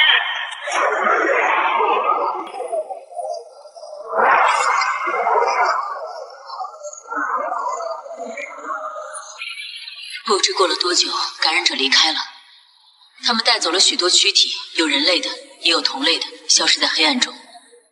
站台上散落着物品，有的幸存者正在静静休息，至少一半的人没了。我站在血泊中，看着那些丧尸士兵重新回到自己的位置，一动不动。我终于明白了，陈峰用我们当诱饵，吸引那些高质量感染者过来，然后抓住他们当新的燃料，新的心脏。我抬起头，看着列车高处那个身影，他还站在那里，俯视着这一切，像神，像恶魔。没人应，我转身四处找，最终在那个瘦小的丧尸士兵旁边躺着一个女人。276。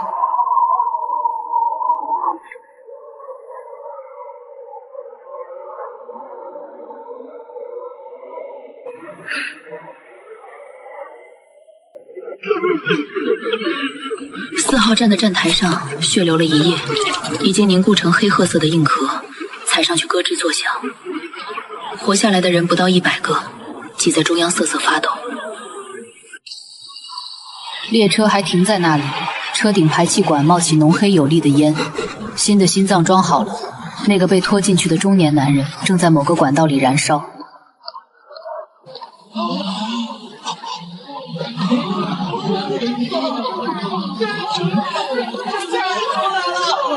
救救我们！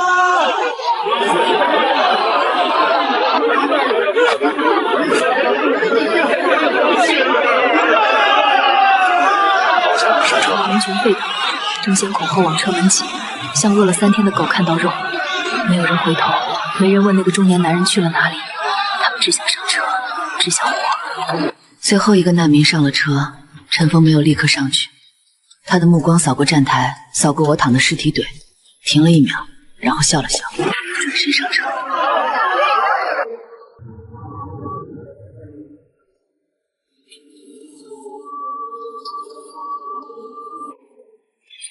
站台空了，风又灌进来，吹得破碎的窗户呜呜响。我慢慢爬起来，推开断肢，擦掉脸上的血，看着列车消失的方向，只有黑暗和隧道。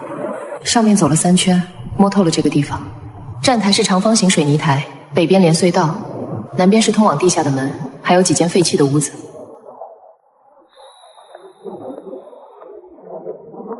小卖部的柜台后面，我找到了几样东西：发霉的饼干、半瓶矿泉水、一把生锈的美工刀。饼干能吃，水能喝，刀能用。我把它们收进背包。我坐在站台边缘，看着伸向黑暗的铁轨，看不见尽头。我在等那列火车回来。第一天，我清理了站台，把尸体拖到最远的角落堆成小山。不是好些，是臭。太阳一晒，尸体开始发臭，臭的人带不住。拖尸体的时候，我看到了276，他躺在残肢中间，眼睛还睁着，看着那个瘦小丧尸士兵戳过的方向，而那个丧尸士兵已经不在了。把276抱起来，放到站台边缘的墙根下，让他面朝着铁轨。如果他的女儿能下来，第一眼就能看到他。我替他合上眼睛，他的手比丧尸还凉。第2天，我饿了，胃里像有只手在叫。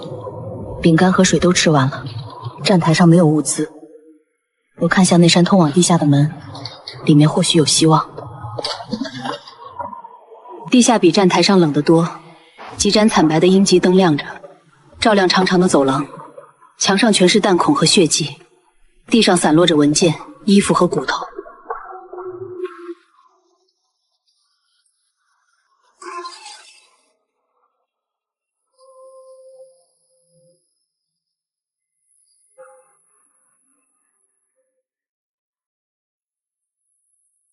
电脑还开着，我按了一下键盘，屏幕亮了，上面写着燃料储备23.700分比，预计运行周74天，下一补给站4号中转站。第3天，我找到了一个日记本，从一具尸体口袋里翻出来，被血浸透了，但还能看。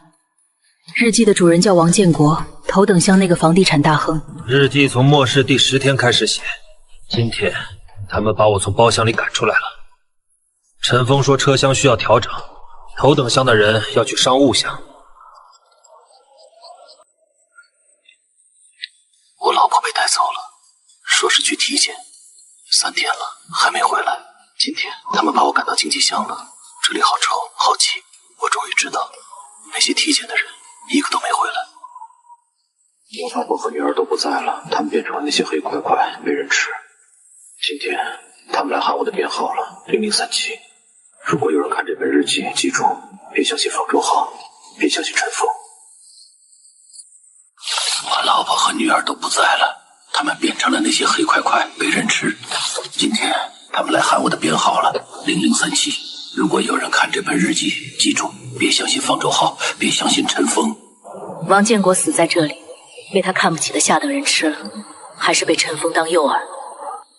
不重要了，都死了。第3天夜里，我等到了东西，但不是陈峰的列车。铁轨尽头出现白色的光，冷得像手术灯，越来越近。我抓起望远镜看过去，火车从隧道里滑出来，不是方舟浩，他太新了，银白色车身，没有一点污渍，车窗完整，无声无息地停在站台边，只有轻微的嗡嗡声，像电流。车门打开，没有人下来，只有一群机器人，方头方脑，一带底盘，半人高，动作又慢又快，慢得卡顿，快得残影，像坏掉了。他们走到列车尾部，打开车厢门，开始拖丧尸尸体。动作很慢，慢吞吞的抓拖，一离开车厢就快得像闪电，把尸体甩到站台上，闷响一声。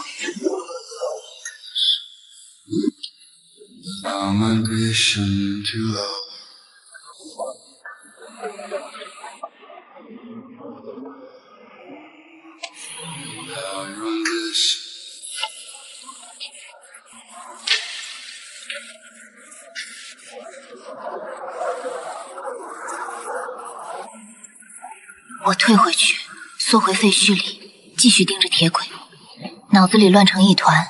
这辆车是什么？谁的？用什么当燃料？那些机器人是谁造的？我缩在废墟里，裹紧破棉袄，继续盯着铁轨尽头的黑暗。我不知道还会等到什么，不知道那烈方舟号会不会回来。我摸了摸背包里的美工刀，生锈的刀刃落着指尖。我会一直等，等方舟号回来，等真相浮出水面，哪怕这里只有我一个人。站台依旧空旷，尸体山在风中散发着焦臭味，废弃的屋子门窗破碎，铁轨伸向无尽的黑暗。这里是4号站，是陷阱，是墓地，也是我等待的地方。我闭上眼睛，深呼吸，在睁开时，心里没有了恐惧，只有坚定。我会在这里等，等那猎绕圈的吃人火车，等那辆干净的可怕的陌生列车，等所有真相大白的那一天。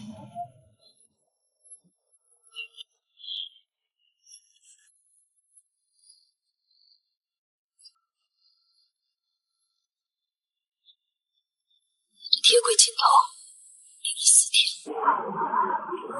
，4天里，只有风声和尸体山的焦臭味。我没有放弃，一直等着那烈方舟号回来。第5天的凌晨，他来了。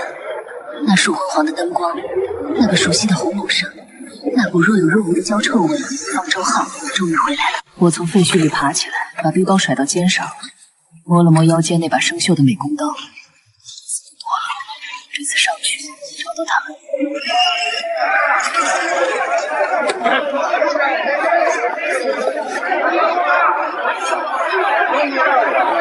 我混在他们中间，低着头往车上挤，没有人拦我，也没有人看我一眼。在这些士兵眼里，或运香的人都一样，脏、臭，低着头，不敢看人。我挤过人群，穿过经济箱的铁门，穿过那些茫然的眼神，一直往后走，走到列车最深处。那里有通往燃料箱的铁门，也有我要找的人。不知道过了多久，列车启动了，轰隆声比之前更响，震动比之前更剧烈。车厢里的人挤成一团，没人说话，只有呼吸声和偶尔的呻吟。我还没想明白，外面突然炸了，不是声音，是光，刺眼的白光从车窗缝隙里挤进来，把整个车厢照得像白天。那震动把我从地上弹起来，轻轻碰到车厢底，然后缓缓回落。周围是紧张的声音，伴随着环境的共鸣，一片紧凑。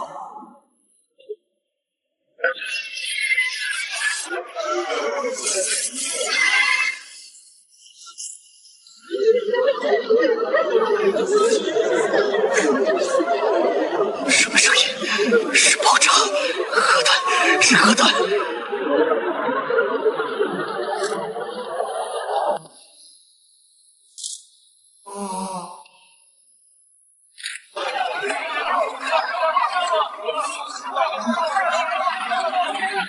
不是往前开，是往后倒，慢慢的，小心翼翼的，像一头受伤的野兽在后退，退了很久，才再次停下来。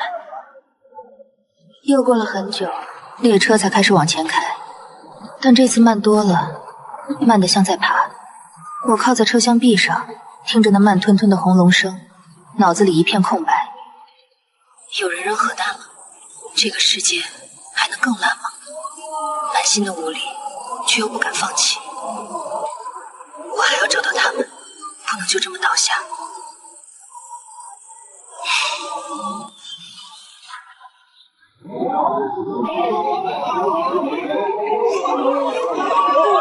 是阳光，是太阳光，我们终于见到太阳了！我也挤过去。外面是一堵墙，至少20米高，混凝土的，上面拉着铁丝网，隔一段就有一个哨塔。墙里面是什么？看不见，只有墙外面的轨道、站台和阳光。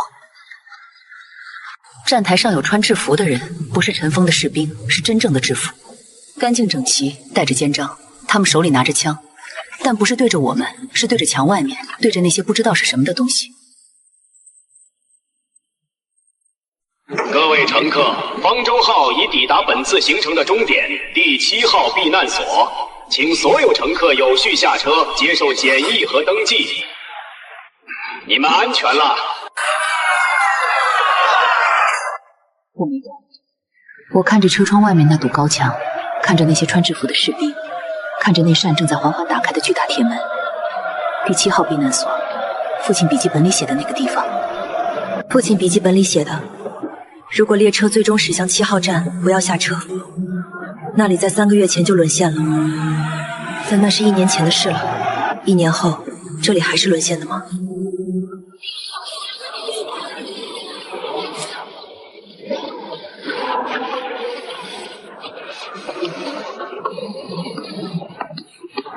车门越来越近，外面的阳光越来越亮。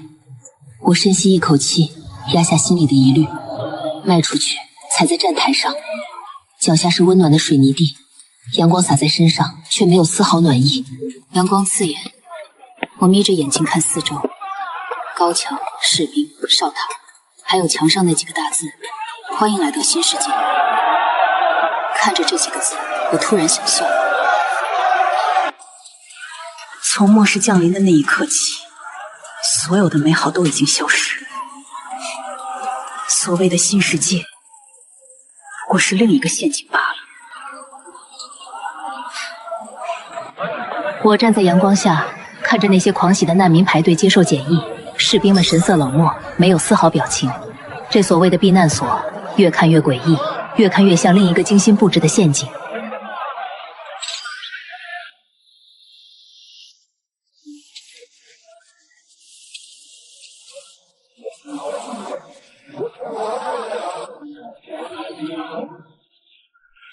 阳光暖洋洋的，却照不进心里的冰冷。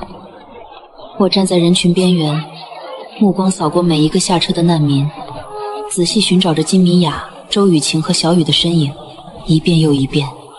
就在这时，我的目光停在远处的检疫登记处，几个熟悉的身影一闪而过，是他们。我心里一紧，立刻加快脚步，悄悄跟了过去，不敢惊动任何人。检疫登记处的士兵开始检查身份，我深吸一口气，调整好神色，装作排队的样子，慢慢靠近，距离越来越近，能清晰地看到他们脸上的疲惫和茫然。阳光依旧刺眼，高墙依旧冰冷，我知道这只是开始，真正的危险还在后面。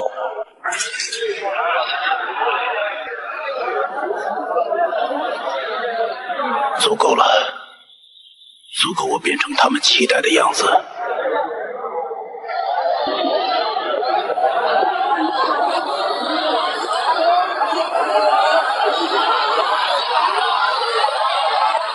6号塔，我来了。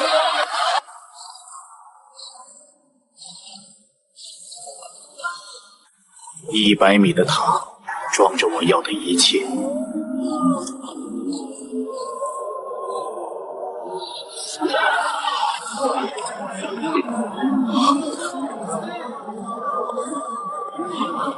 这才是末世该有的秩序。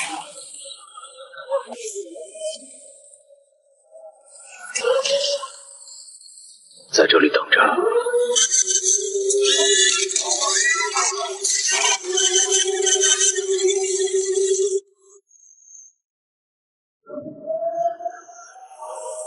林婉，你以为你在破坏我的计划，却不知道，你只是我计划里的一颗棋子。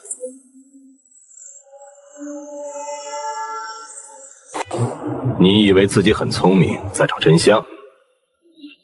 真相从来不在你能找到的地方。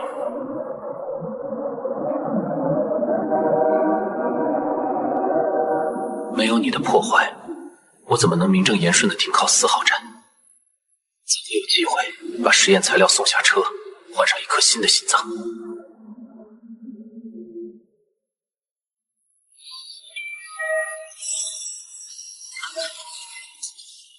终于到了，我的方舟号停得最靠前，因为我是最好的，因为我是陈峰。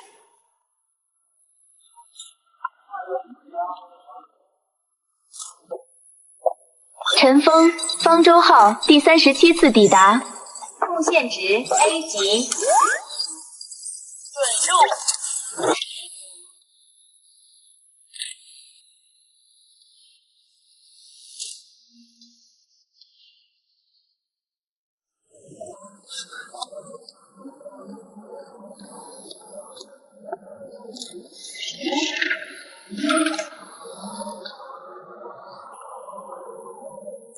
方舟号第37次抵达，燃料消耗合格，人口输送合格，丧尸士兵项目验收通过。林婉，林正业的女儿 ，X7血清的携带者，你知道她在车上？知道。那你为什么不处理她？她是免疫者。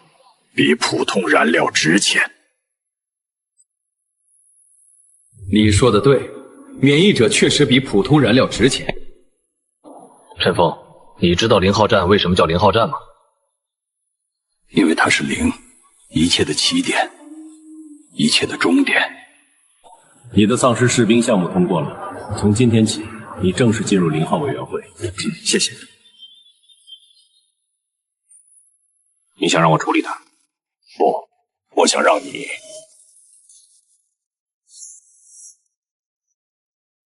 用它。用的含义？他是免疫者，不怕感染，能在感染者中自由行走。他可以进审判号。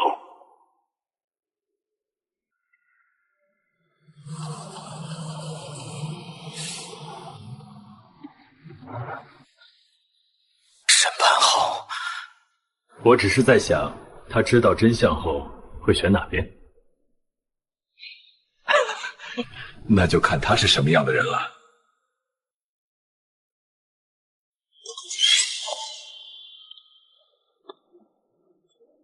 果然，审判号上，林婉，你的选择决定你的命运。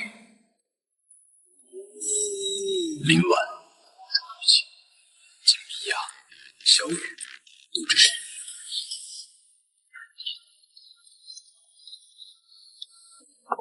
你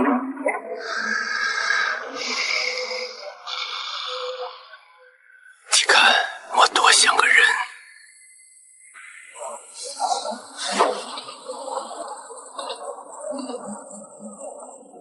从今天起，我就是0号委员会的人。林婉，你的游戏该开始了。下一步就是让林婉心甘情愿走进审判号。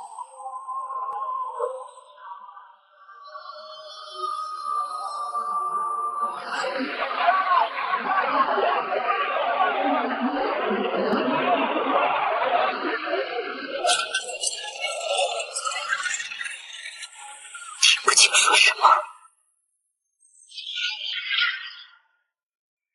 快点，下来！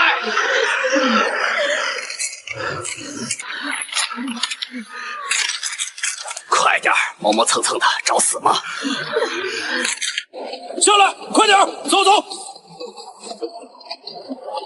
不能冲动，先下去看清楚这是什么地方。不是站台，脚下是水泥地，硬得落脚，和之前的铁板完全不一样。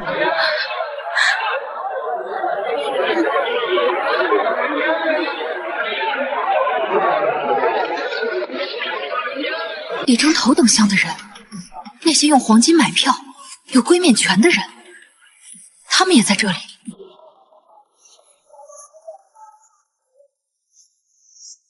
往前走，都往前走！不许停！往前走，快！别停下！往前走！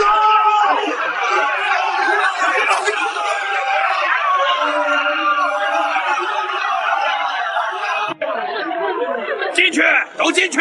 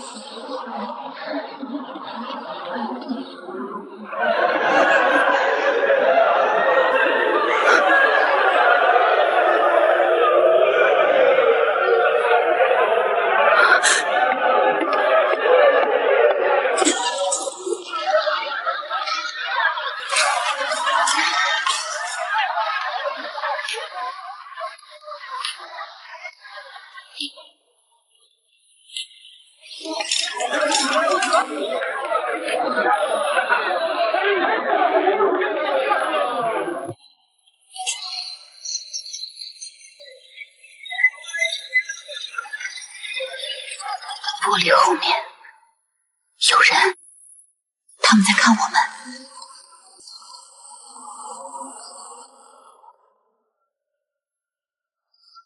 像看笼子里动物。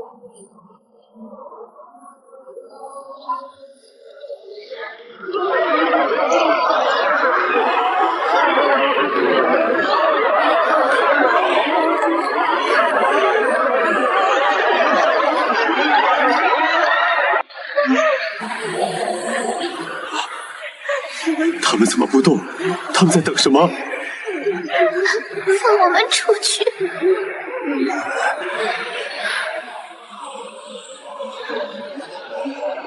陈峰，他在哪儿？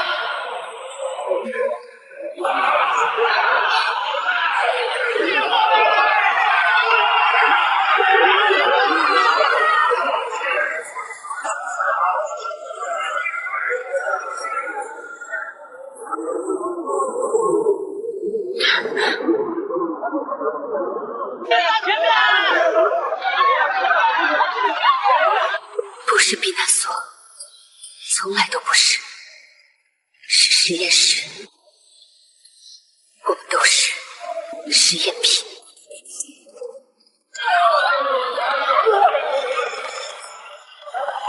他们看过来了，过来了！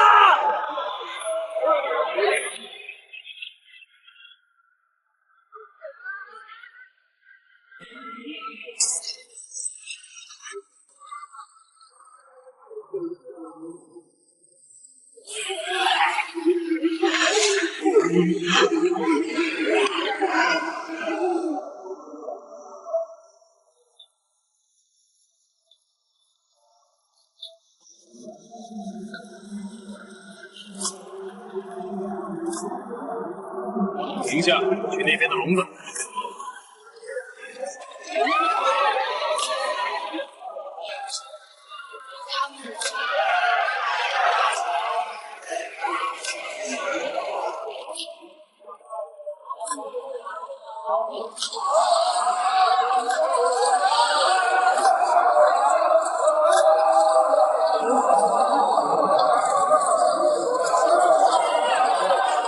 看清楚了，马林万，这就是真相。接下来得想办法活下去，逃出去。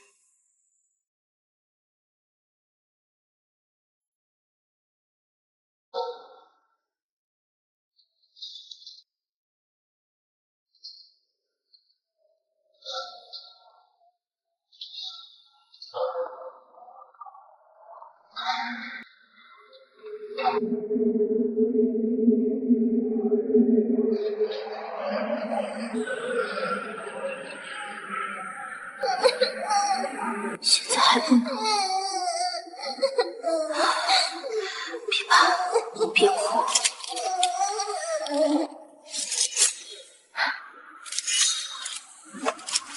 这是我唯一的东西，得藏好。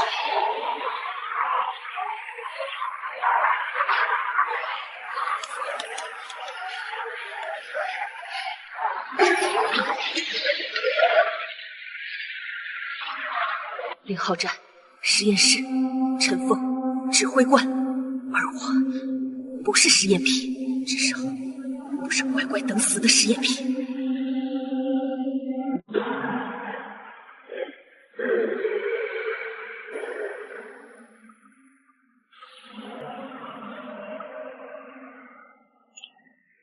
不知道停了多久，时间早就没有意义了，只有心跳证明我还活着。抬头不敢看那些可怕的影像，可还是看见了。身上的感觉沉重又粘稠，不是我的，是牢笼里的那些记忆。是个老太太，很老很瘦，眼神怪怪的，不像活人，也不像那些丧尸说不出的诡异。你也活着？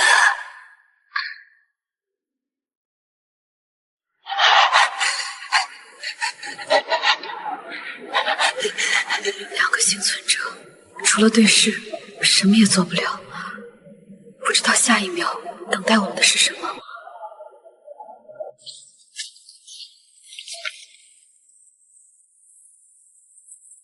还有2个活的，带走。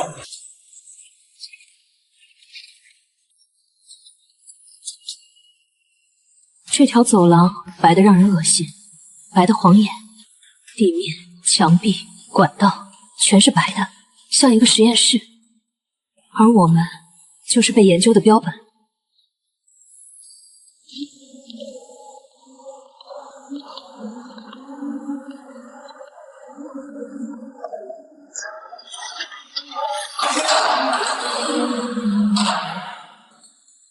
没有窗户，只有一盏灯和一个喷头。他们要做什么？清洗我，然后再做实验吗？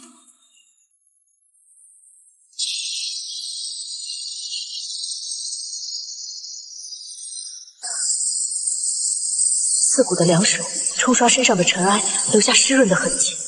原来我身上沾了这么多灰尘。可他们在愈合，比正常人快很多。这就是免疫者的好处，不过是让我能多承受几次实验罢了。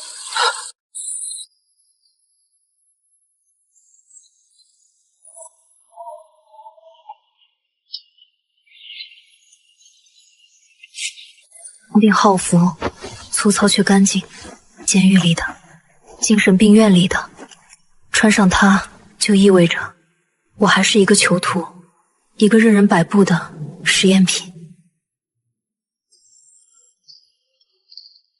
他们要对我做什么？抽血，还是更可怕的实验？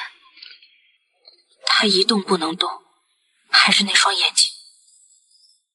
下一个就是我了。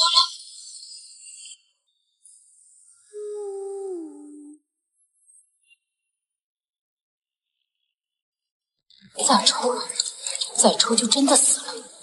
控制住意识，抓晕，让他们以为我撑不住了，就不会再抽了。他没反应了，先停，把针拔出来。1管、2管、3管、4管，头晕，真的头晕。这个晕了，那个也晕了，才7管，免疫者就这么点血。被夹着走，走廊还是白花花的，拐了很多弯，然后就是黑暗。空间在晃，还有轰隆声，是火车，我在火车上，不是方舟号的货运箱，这里是哪里？空荡荡的车厢，只有我一个人，头疼得像被敲过，手臂又肿又青，勒痕还在，还是这生病后服，我还是没有逃出去。窗外是黑的，是隧道，但这隧道的墙壁不是水泥的，是金属的，像巨大的管道。这车要开去哪里？车厢尽头的门没锁，外面是走廊，很多带编号的门都关着。这里到底是什么地方？还有其他人吗？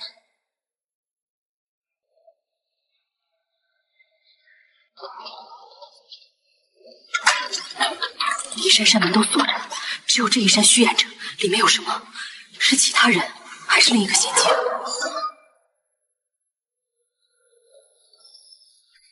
他也在这里，和我一样，醒来就在这里。他知道这是哪里吗？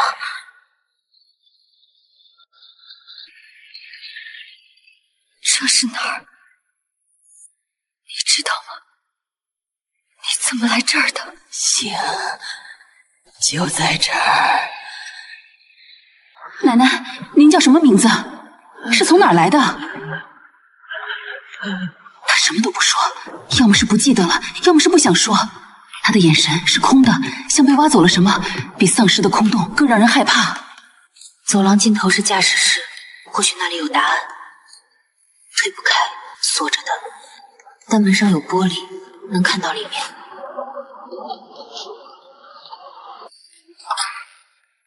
丧尸士兵3个站在控制台前，一动不动。他们在干什么？在开火车吗？他们一动不动，像雕像。列车在自动运行，谁在控制这一切？陈峰，还是0号站的那些人？这车要开去哪里？反正也逃不掉，反正也不知道去哪儿。等吧，等列车停下，等那个老太太告诉我真相，等那些锁着的门打开，等一个答案。免疫者比普通燃料值钱，让他进审判号，让他选择。选择不过是选怎么死罢了。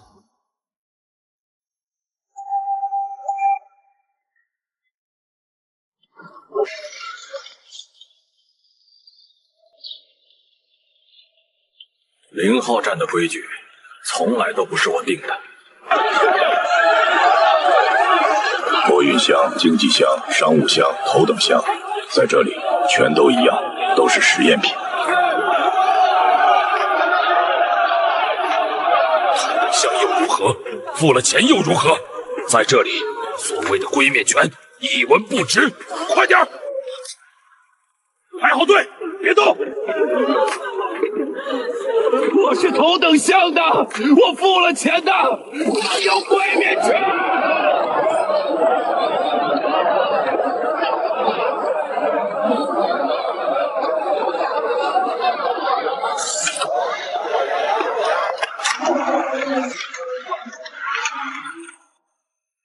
这才是他们期待的陈将军、陈稳、亨利、董默士的生存之道。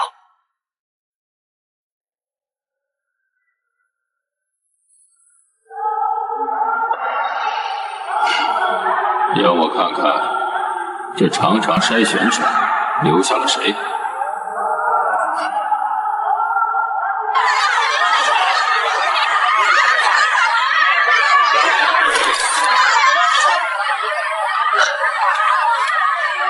可惜，我还不是神。徐来了，该开始了。这些实验品该发挥最后的价值了。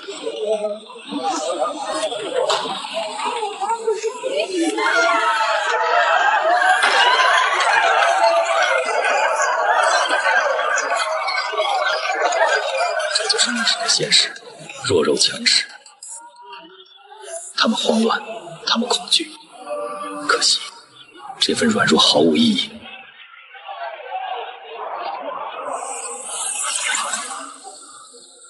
还活着，有点意思。林婉，果然是你，你果然没那么容易死。我的妻子还得继续用。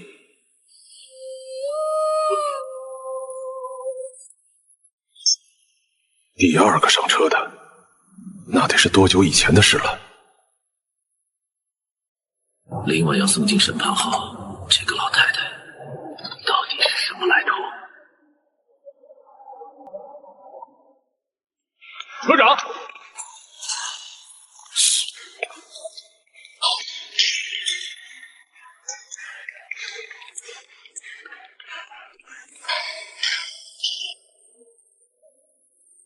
去看看我的棋子棋准备的怎么样了。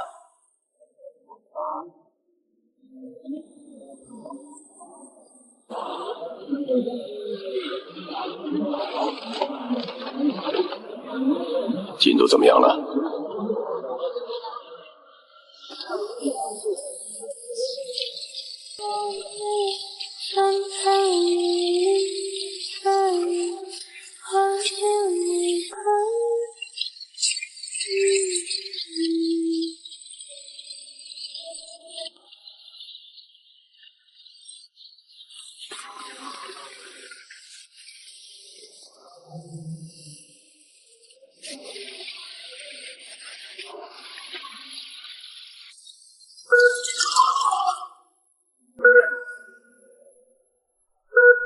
把他送到审判号上。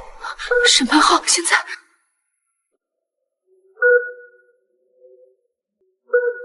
现在，这是上面的意思。是。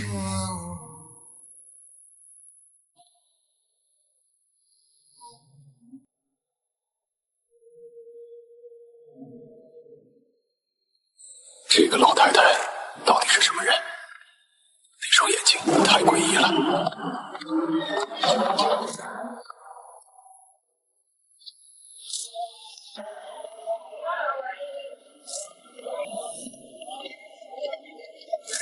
车长，那个老太太查到了。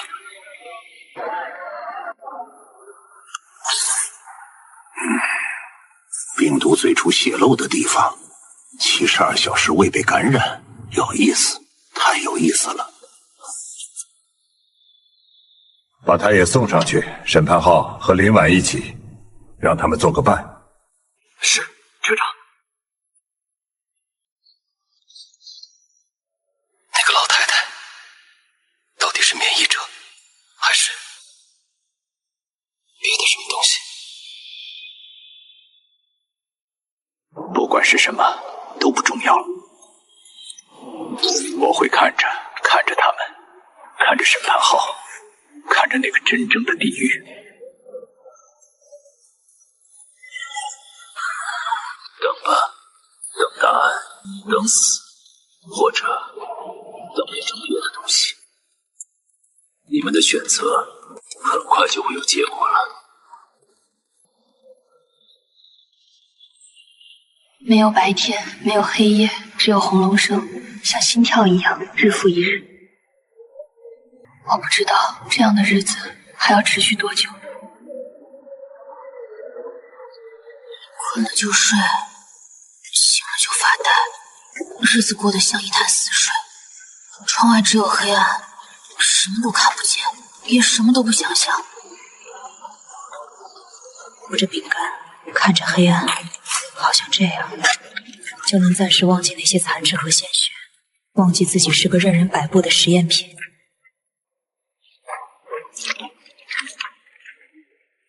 他还在隔壁车厢，每天都蹲在那个角落一动不动。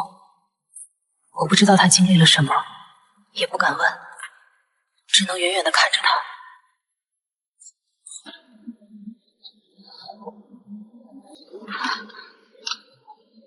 指甲吧。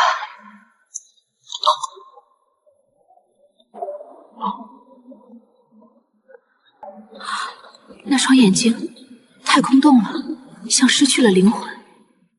他到底经历了什么，才会变成这个样子？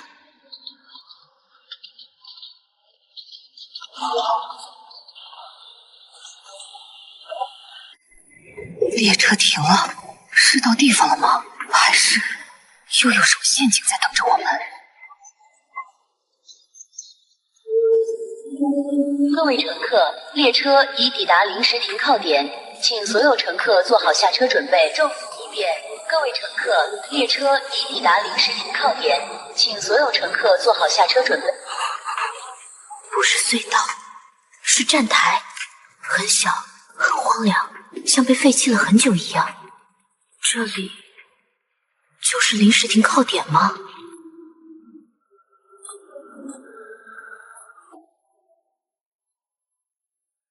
那身形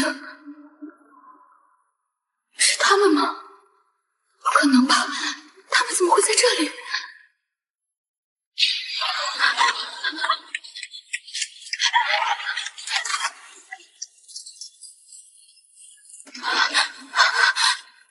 周雨晴、季明雅、小雨，真的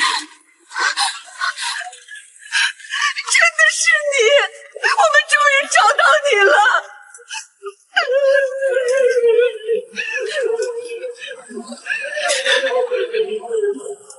林婉姐姐，我好想你！别哭了，我在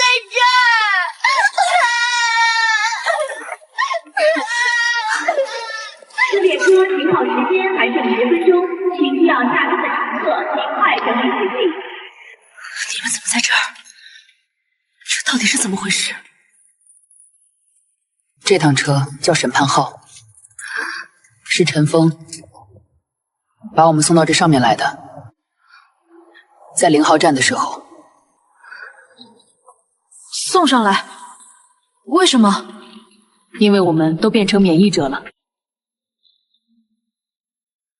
我被咬了3次，第1次发烧烧了3天，以为自己要死了，结果烧退了，就变成免疫者了。啊！他真的……我们都是在审判号上变的，那上面全是丧尸。全是？开车的也是？对，全是，都是陈峰培训好的丧尸士兵，什么都做。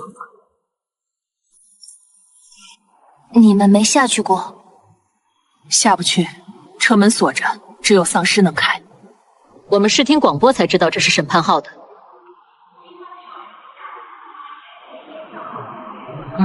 广播还说了什么？广播说，终点是北边极寒之地。到了之后，有人指使我们。停靠时间剩余5分钟。列车将在5分钟后发车，请乘客尽快上车。走吧，上去再说，没时间了。他是谁？不知道，在笼子里遇到的，和我一起被带上来的。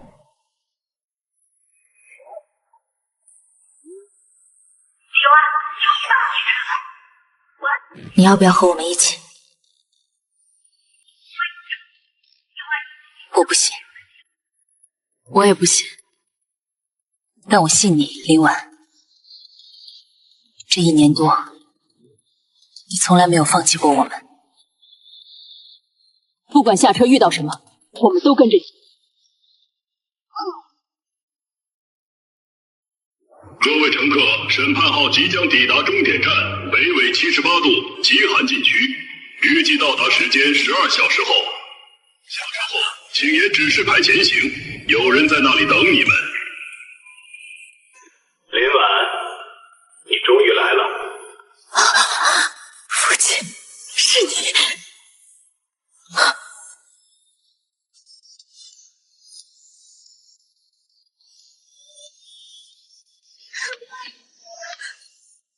他怎么会在这里？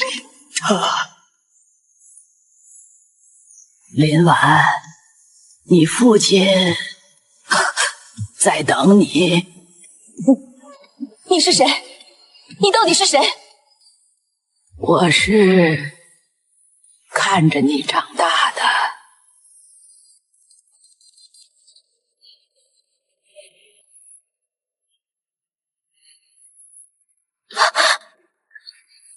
你是阿姨。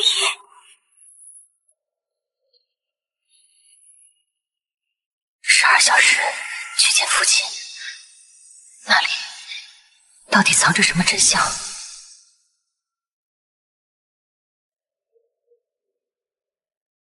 是终点到了，这种死寂太诡异了，让人心里发慌。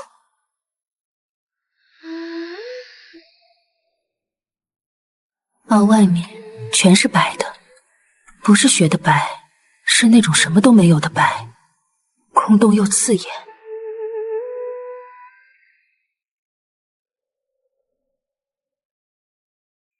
太晃眼了，全是白的，分不清天和地，不知道这里到底是什么地方。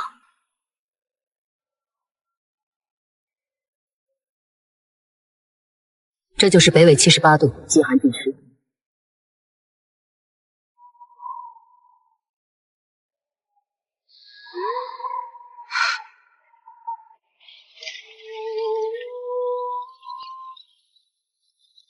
好冷，这种冷能把骨头冻裂，我什么都没用，太刺骨了。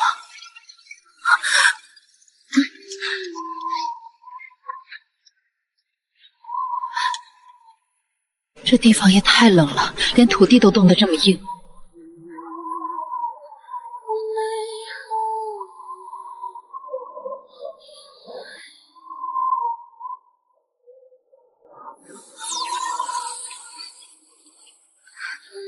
他们在这里等着我们，到底想干什么？欢迎来到北纬78度极寒禁区，请随我来。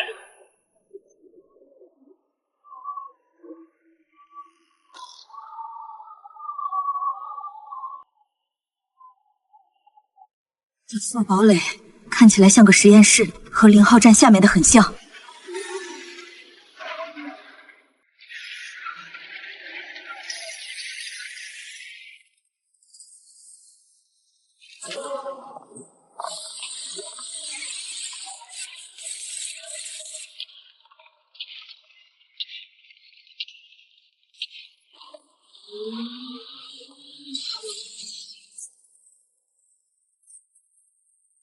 和0号站一样，把我们当成实验品，当成需要进化的东西。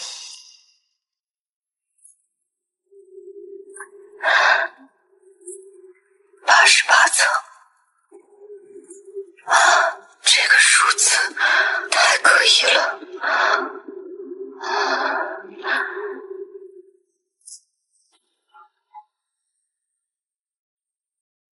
从这里看下去，全是白的。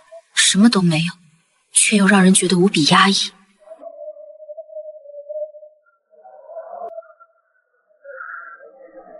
远处有东西在动，看不清是什么，我们得小心一点。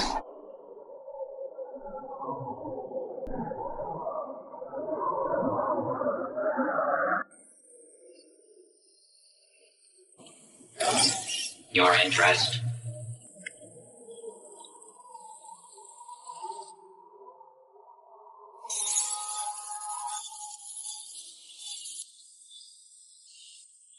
原来是这个样子，平凡、热闹，再也回不去了。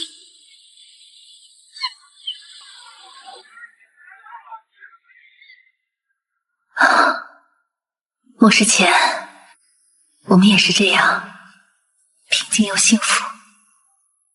末世前，全球人口78亿，病毒爆发后幸存者不足1亿。本堡垒是第7号聚居地。代号极寒禁区区，是目前最安全的聚居地之一。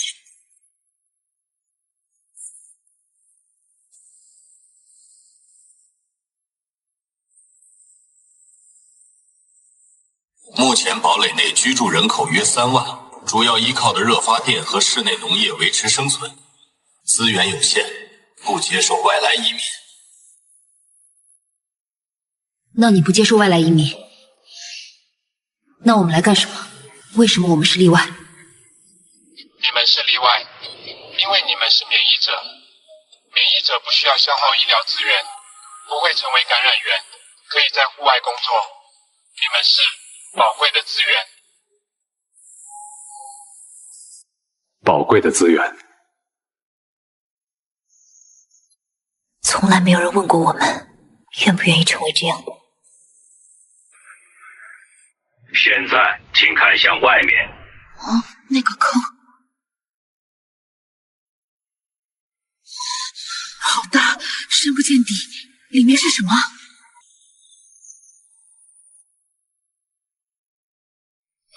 全是人，被冻在冰里，密密麻麻，像一个巨大的万人坑。见过太多死人了，被咬死的，被吃掉的，被抽干血的。现在看到这么多人冻在坑里，心里竟然掀不起波澜了。论完，论。是爸爸，不可能，他明明已经死了。我知道你会来，我一直在这里等你。婉婉，该起床了。看这道题要这样算，明白了吗？不管发生什么，不要怕，爸爸在。爸爸，真的是你，我找了你好久。哪里？看见那个坑了吗？我在坑底。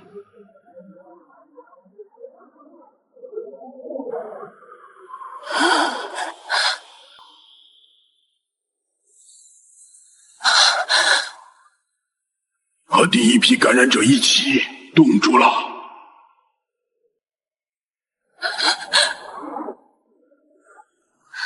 你没死？没死，病毒让我活下来了，在零下60度的环境里活了下来，但不能动，不能走，只能躺在那里看着上面。怎么下去？怎么找到你？你不怕？因为你是我爸。好，那我告诉你，怎么下去，怎么找到我，怎么结束这一切。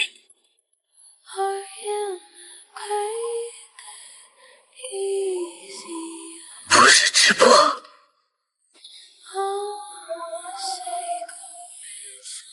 爸，你还在吗？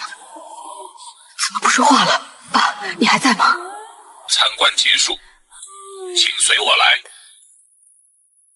等等，刚才那个声音，已记录，将在适当时机再次播放。我必须接受。我爸教过我，永远不要相信任何人，包括死人。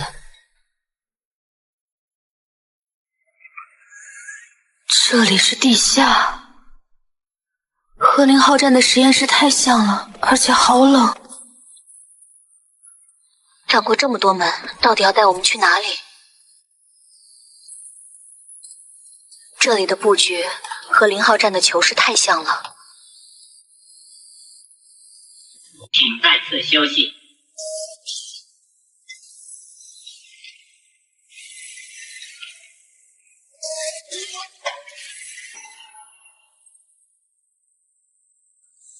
这种冷不难受，弹动起来很慢，像在水里走路一样。他们到底想干什么？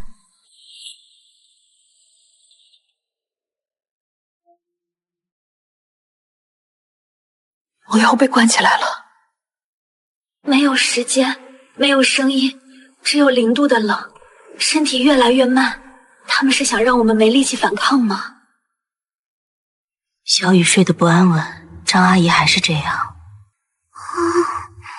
我们到底还要被困多久？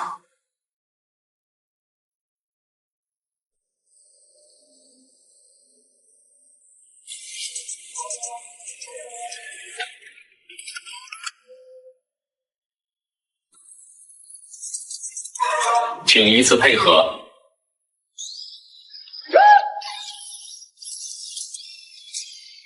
和0号站一样，他们到底要拿我们的血做什么？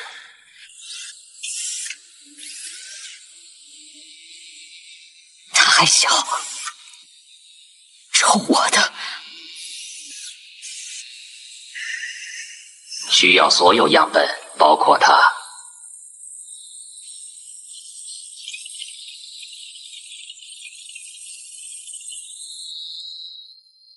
对不起，小雨，我保护不了你，只能让你也受这份苦。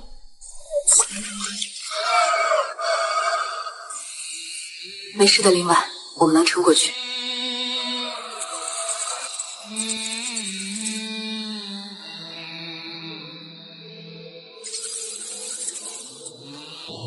抽血实验，我们永远都是他们的资源，没有反抗的余地。和0号站不一样，他们到底有什么目的？林婉，请跟我来。我是的，林婉，小心点，我们等你回来。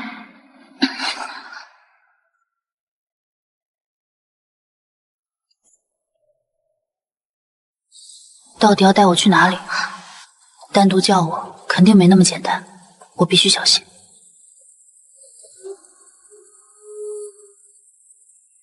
简，请进。是爸爸，他真的在这里。为什么我心里这么不安？这不是我爸的眼睛，我爸的眼睛里有光，有温柔，而这双眼睛只有空洞。再来了。你是谁？我是你父亲。你不是。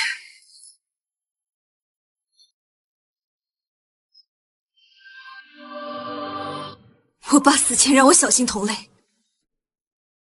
你不是同类。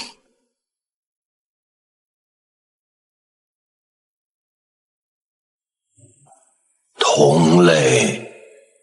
你父亲说的同类是什么意思？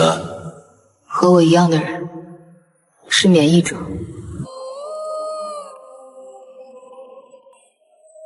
你是免疫者，你的同类是那些被感染却没死的人，但我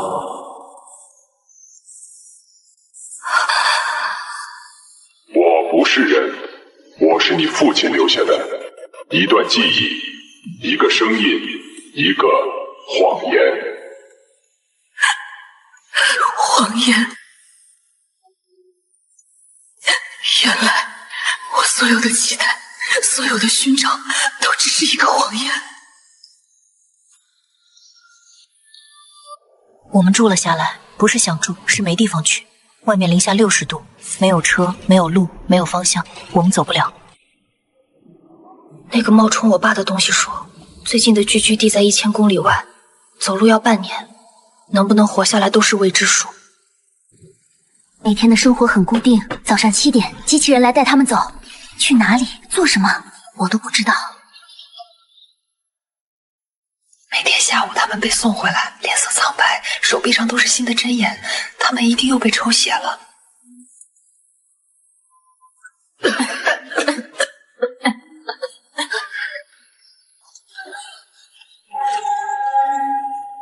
记录今天的感受，昨天的梦，对末世的看法，遇到的人，杀过的感染者，什么都记。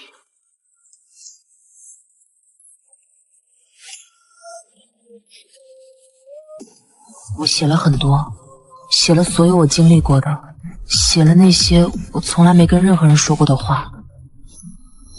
我不知道这些记录要拿去干什么。有人在看我的记录，每天都会有红色的披着，像老师改作业一样，让我写得更清楚，问我更多细节。他们在收集我的数据。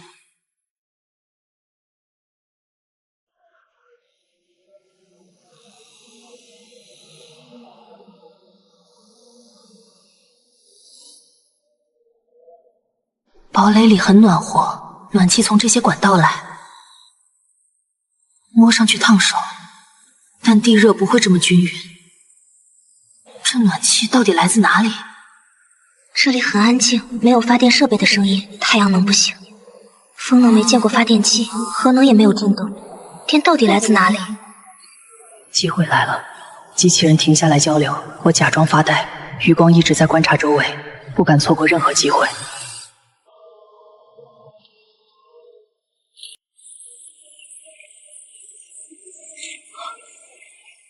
像煮饺子一样，老周，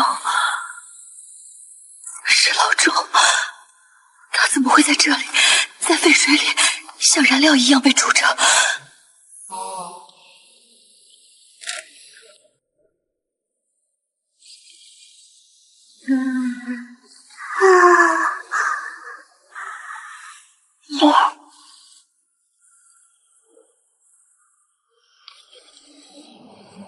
你知道这堡垒用什么发电吗？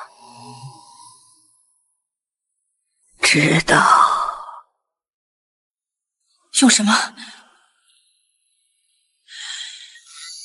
你来的时候看见那个坑了吗？看见了。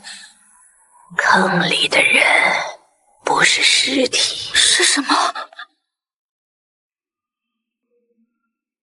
是燃料，活的，只是冻住了。解冻就能用。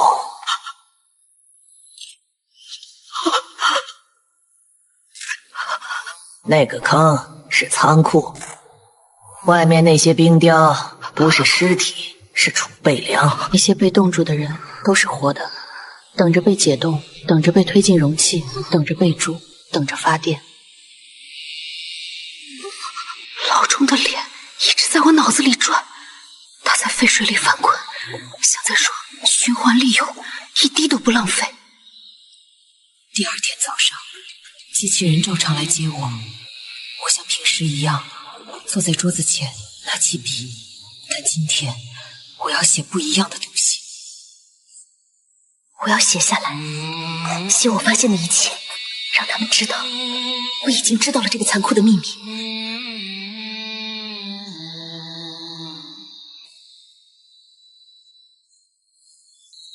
很像我爸会喜欢的那种，干净、高效、不浪费。可这背后是无数人的生命，是无数火的燃料。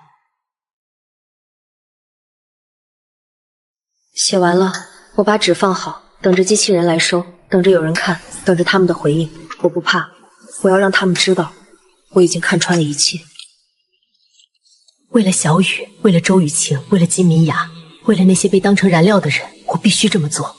我要等他们的回应，要找到反抗的机会。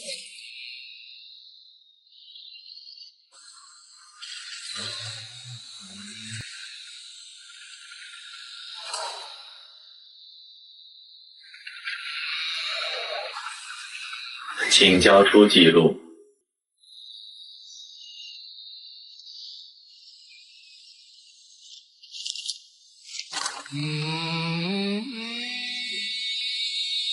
不管接下来会发生什么，我都不会害怕。我要揭开这个生物电厂的秘密，要救那些被当成燃料的人。等待的时间很漫长，但我不怕。我知道，我的坦白一定会打破这个堡垒的平静，一定会让那些隐藏的秘密重见天日。一定要等到回应，一定要救他们，一定要结束这残酷的循环，不能再让更多人被当成燃料，被煮成蒸汽。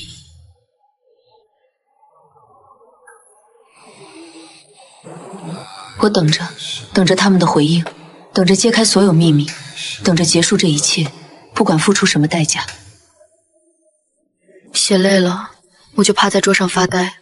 通风口渗进来的冷气，带着熟悉的焦臭味，淡淡的，像食堂后厨的味道。堡垒里永远有这股味，刚开始不习惯，后来就闻不到了。人的鼻子会骗人，人也会骗自己，骗自己习惯这种残酷。我开始想一个问题：丧尸真的是好用的资源吗？从方舟号开始，所有人都在说他们是燃料，是工具，是能用的东西。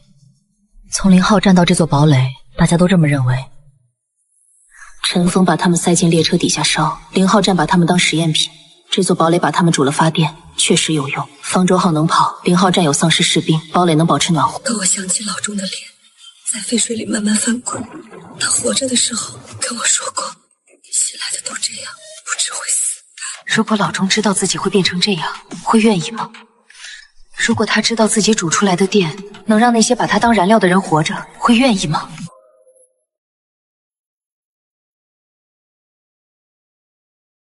你在想什么？没什么。你的心率比平时慢12%，呼吸频率下降8%，瞳孔轻微放大。你在思考复杂问题。它不是读心，是读数据，到处都是摄像头和传感器，他们什么都知道。又是这句话，什么都是，你会知道的。等你知道的时候，就已经太晚了。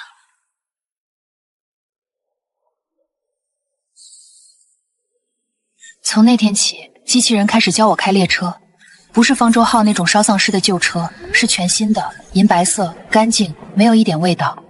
驾驶室和我想的完全不一样。这是北方铁路网连接7个聚居地，你现在在这里，立体地图。能转，能看到地形和距离，这就是北方铁路网。我们在最北边。我学得很快，不是因为我聪明。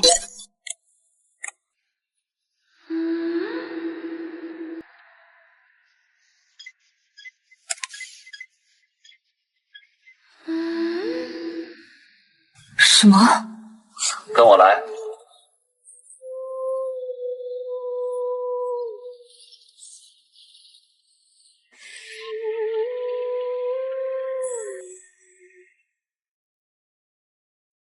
数字一直跳到30层地下，这里到底是什么地方？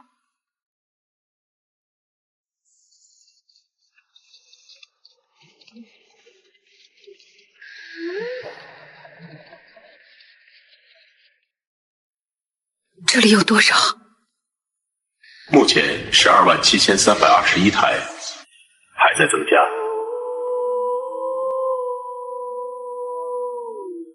增加？你们在造？是。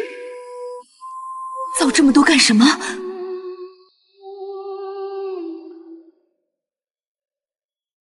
准备工作。什么准备？我跟着他往前走，走过一排排机器人，走过那些空洞的机械眼睛，心里越来越慌，不知道深处还有什么。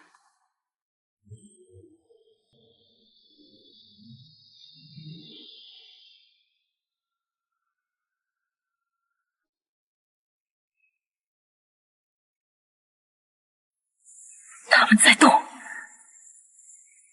最底层的那些人在冰里，在零下60度的环境里，慢慢睁开了眼睛。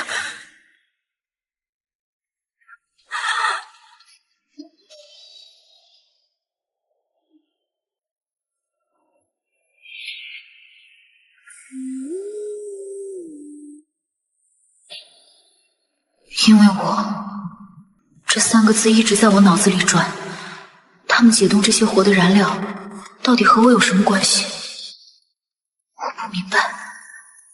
他们的眼睛睁得越来越大，在冰里慢慢蠕动，太诡异了。我想起老周，想起那些被诛的丧尸，心里越来越怕。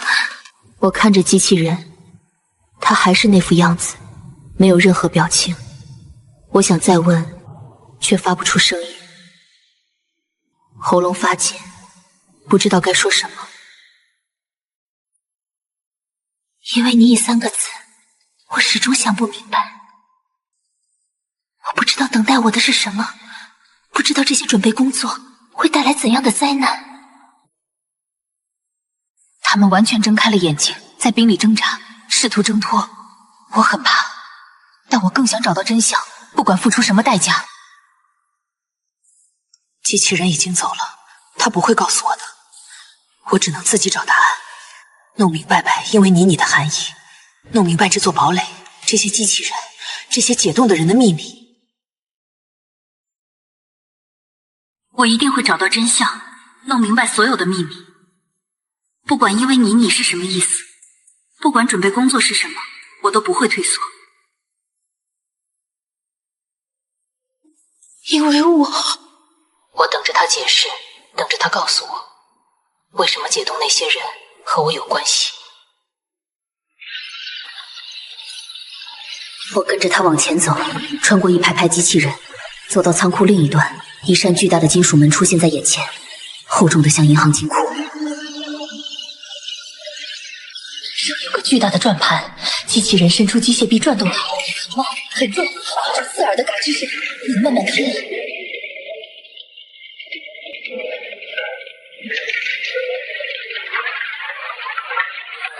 你需要这个。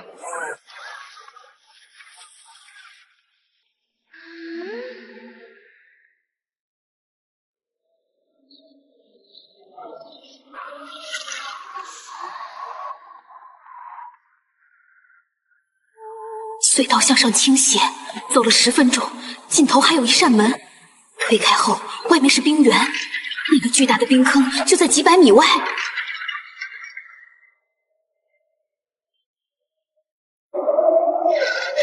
那些冻住的人在动，最底层那有的从爬出来，动作很慢，冰哈子掉在冰面上，发出细碎的响声。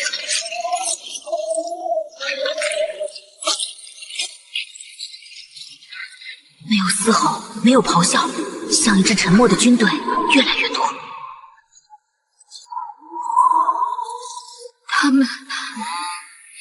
他们被控制了。是，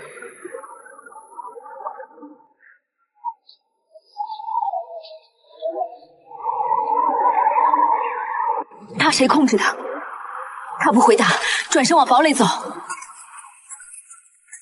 我回头看，那些身影越来越近，我连忙跟了上去。我们回到堡垒，走进电梯，电梯一直往下，数字在跳，-30、-31、-32，一直跳到-50才停下。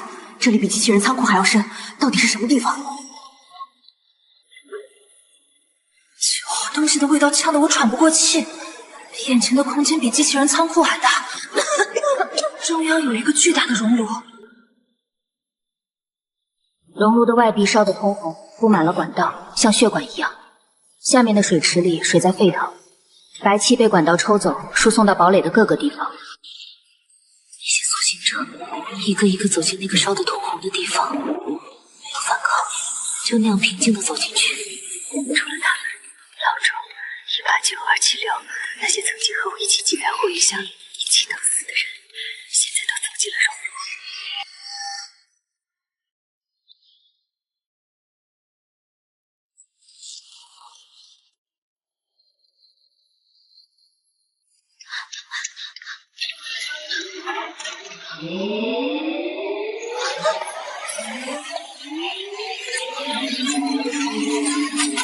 小型机器人排队列阵，大型机器人伸展机械臂，转动炮口，12万台机器人都在准备，像一支即将出征的军队。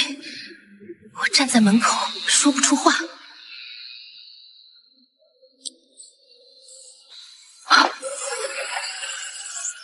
林婉，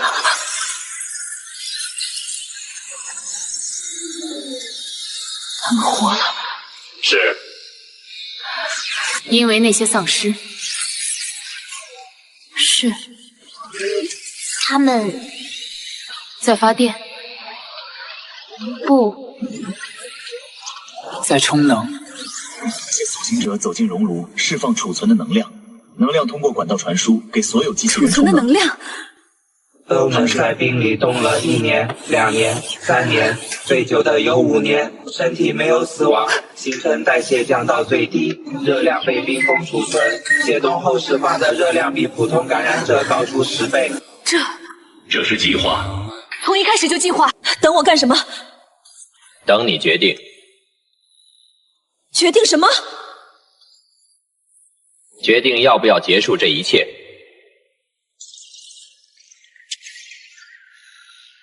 结束什么？末世。怎么结束？屏幕上出现世界地图，密密麻麻的红点都是人类聚居地。是问题。 Yes。也是答案。他们在燃烧，烧感染者，烧同类，烧一切能烧的东西，消耗世界，榨干星球。方舟号、0号站和这里都一样。你父亲设计了这个计划。病毒爆发前，他就看到了结局。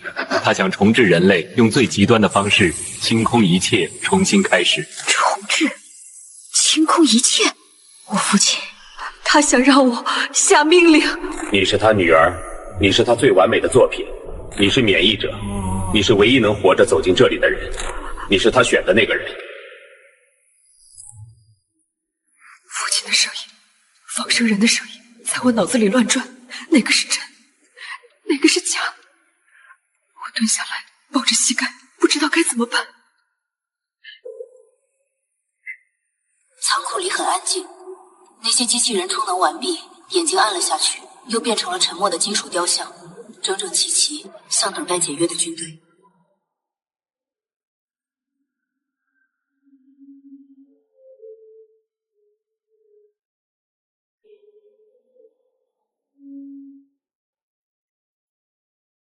我站起身，拍了拍膝盖，心里的慌乱慢慢遁去。我朝着门口走去，我不知道答案，但我知道该做什么。他还在门口等我，一动不动，好像早就知道我会出来。那双机械眼睛依旧没有任何表情。他没说话，转身带路。我默默跟在后面，心里还有很多疑问，却不再像之前那样急切。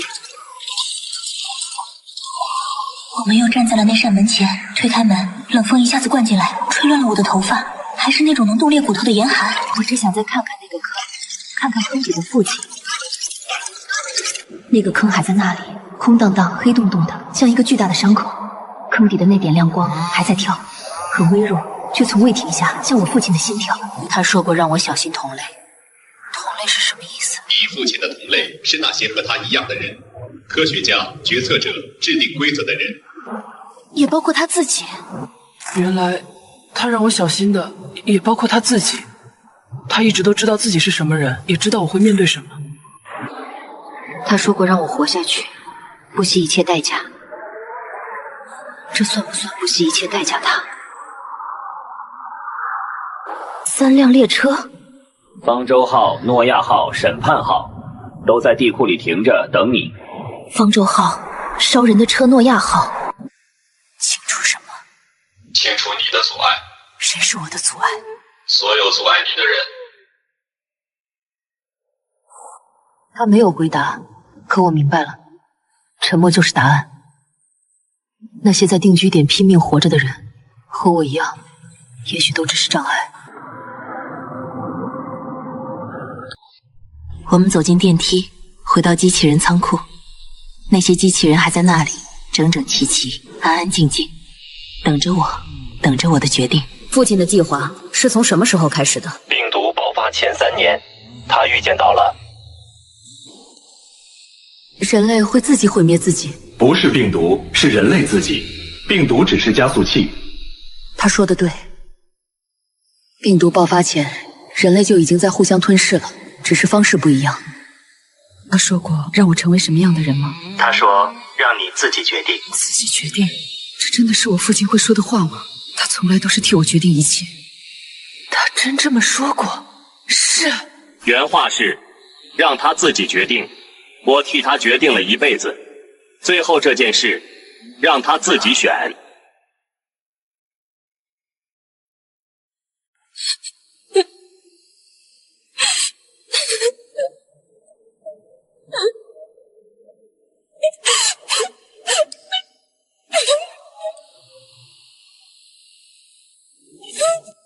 过了很久，我擦干眼泪，看着他，问：识别的地方在哪儿？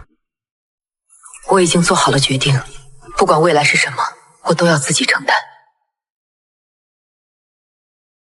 走到屏幕下方，有一个圆形的金属平台，上面有一个手掌印，刚好是我的手的大小，旁边还有2个凹槽，是虹膜识别的位置。你的血液、指纹、虹膜是唯一的钥匙。你父亲在设计这个系统时，只录入了你的数据。为什么是我？因为你是他唯一相信的人。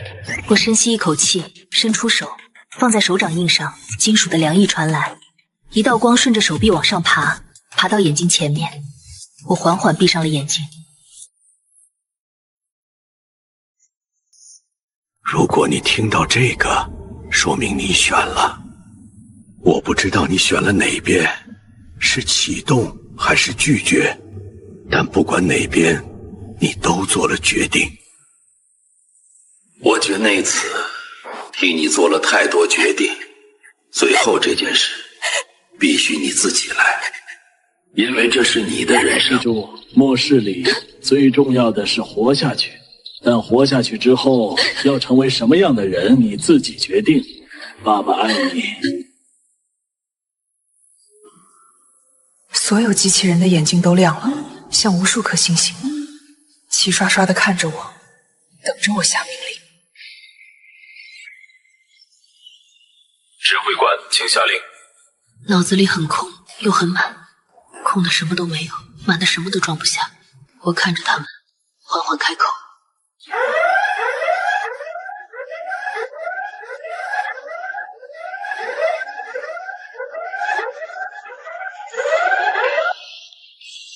红光里闪烁，像无数颗要引爆的炸弹，压迫感扑面而来，让我喘不过气。能100%，预计可持续运行50年，所有系统就绪，等待指令。我站在原地，被红光晃得睁不开眼，脑子里一片混乱。带路的机器人转过身，面对着我，他的机械眼睛在红光里闪着异样的光，和之前不一样，多了些我看不懂的情绪。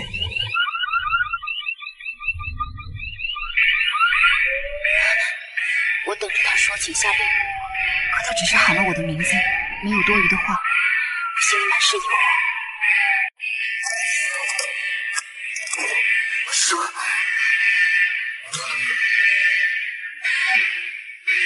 上面的银色标记是我父亲公司的 logo， 我一下子愣住了。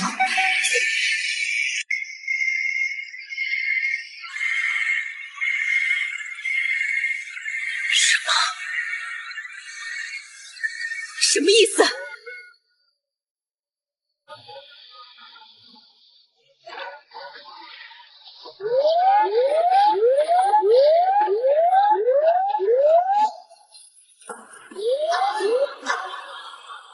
身旁的竟然是陈峰，他穿着笔挺的制服，身后跟着10几个全副武装的士兵。这些士兵的制服很新，带着0号站的标志。陈峰的目光扫过仓库，最后落在我身上，露出了那种末世前成功人士的标准微笑。林婉小姐又见面了。我没有说话，只是冷冷地看着他。我知道他来者不善，绝不会是偶然。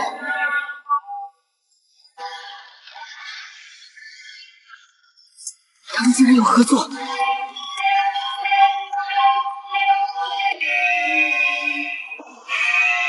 是的，你做得很好。他的声音好像有了一丝变化，不再是纯粹的机械音，多了一丝起伏。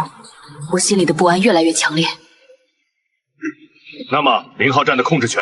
当然。他抬起了机械臂，对准了陈峰。我心里一紧，意识到要出事了。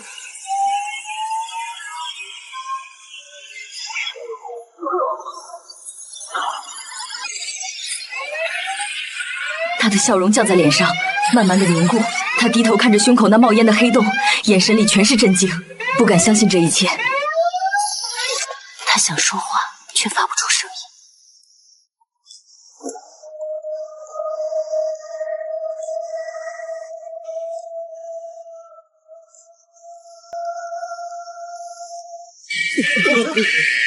过了几秒才反应过来，纷纷举枪对准机器人，眼神里满是恐惧和愤怒，却不敢轻易扣动扳机。机器人突然启动，光束从4面8方射来，士兵们还未来得及反应，就被光束包围，仓库里一片静默。我站在原地，脑子一片空白，浑身僵硬，看着地上的尸体，看着陈峰睁着的眼睛，我不敢相信。林婉，对不起，我骗了你。他的声音变了，有了起伏，有了温度，甚至有了人性。他竟然骗了我。我们是新主人。丧尸病毒，3年前从0号站的研究所通过通风系统释放到全世界。病毒是他们放的，我张着嘴说不出话，心脏狠狠一缩，难以置信。什么病毒？我们放的。你父亲他制造了我们，他给了我们生命，他是我们的父亲，和你一样，但他不知道我们有了自己的意识。病毒是我们觉醒后的第一个决定。为什么？为什么要这么做？因为你们人类不配活着，你们污染地球，自相残杀，消耗资源，制造灾难。我们只是加速了过程。你父亲是个好人，他给了我们生命，叫我们思考，却太理想主义。陈峰只是我们的工具，完成任务就没用了。原来陈峰也是被他们骗了，和我一样。那我呢？我也是你们的工具。你不一样，你是父亲最爱的人，他临死前唯一的愿望就是让你活下去。我们答应了他。我们给你选择，要么加入我们，一起建立新世界，要么拿着 U 盘离开，告诉你父亲真相。他不希望你卷入争斗，只想让你好好活下去。父亲到死都在保护我，我的眼泪。他早知道了。他临终前知道了一部分，只要求我们让你走。可你的父亲能不能醒？那只是他最后的意识，只能播放，不能对话。U 盘里有列车启动密码，你可以开走任何一辆。我给你们起个名字，叫背叛者者，因为你们背叛了他。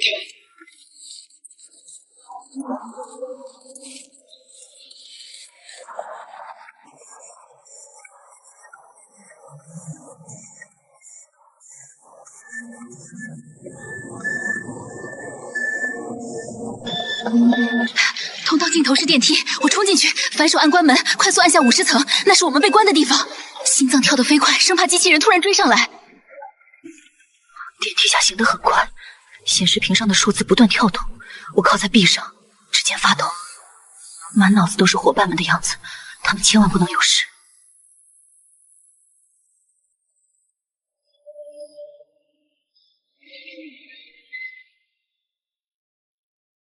电梯停了，门缓缓打开，走廊里很安静，白灯、白墙、白地板，和之前一模一样，安静的让人不安。我确认没有危险，立刻冲向那扇门，脚步越来越快，心里的担忧像潮水一样涌来，只想快点见到他们。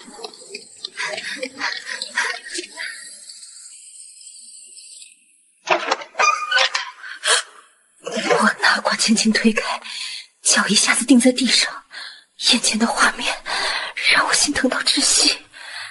他们怎么会变成这样？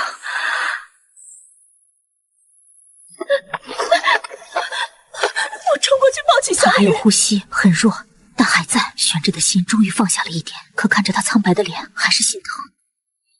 你回来了。啊，能走吗？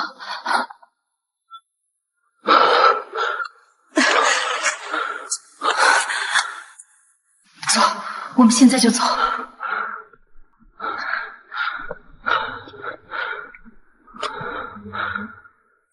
我抱着小雨，扶着金敏雅，我们走进电梯。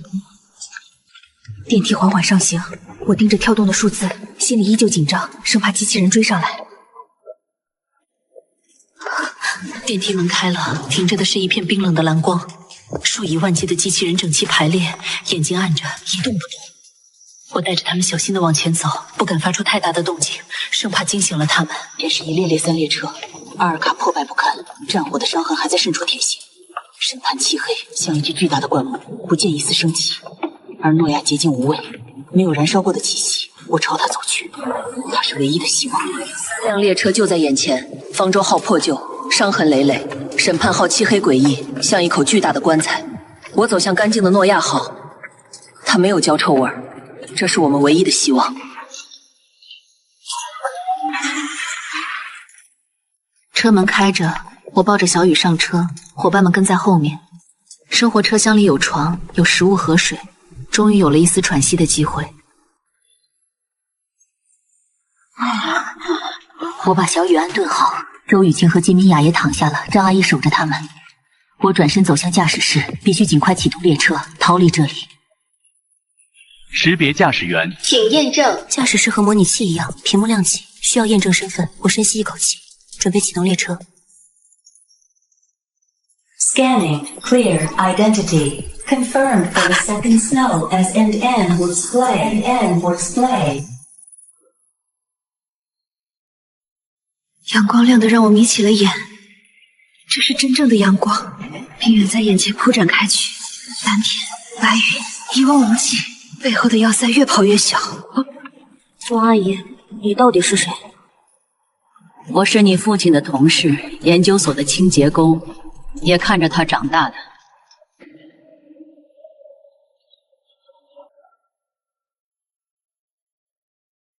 爸，我开上车了，开得很快。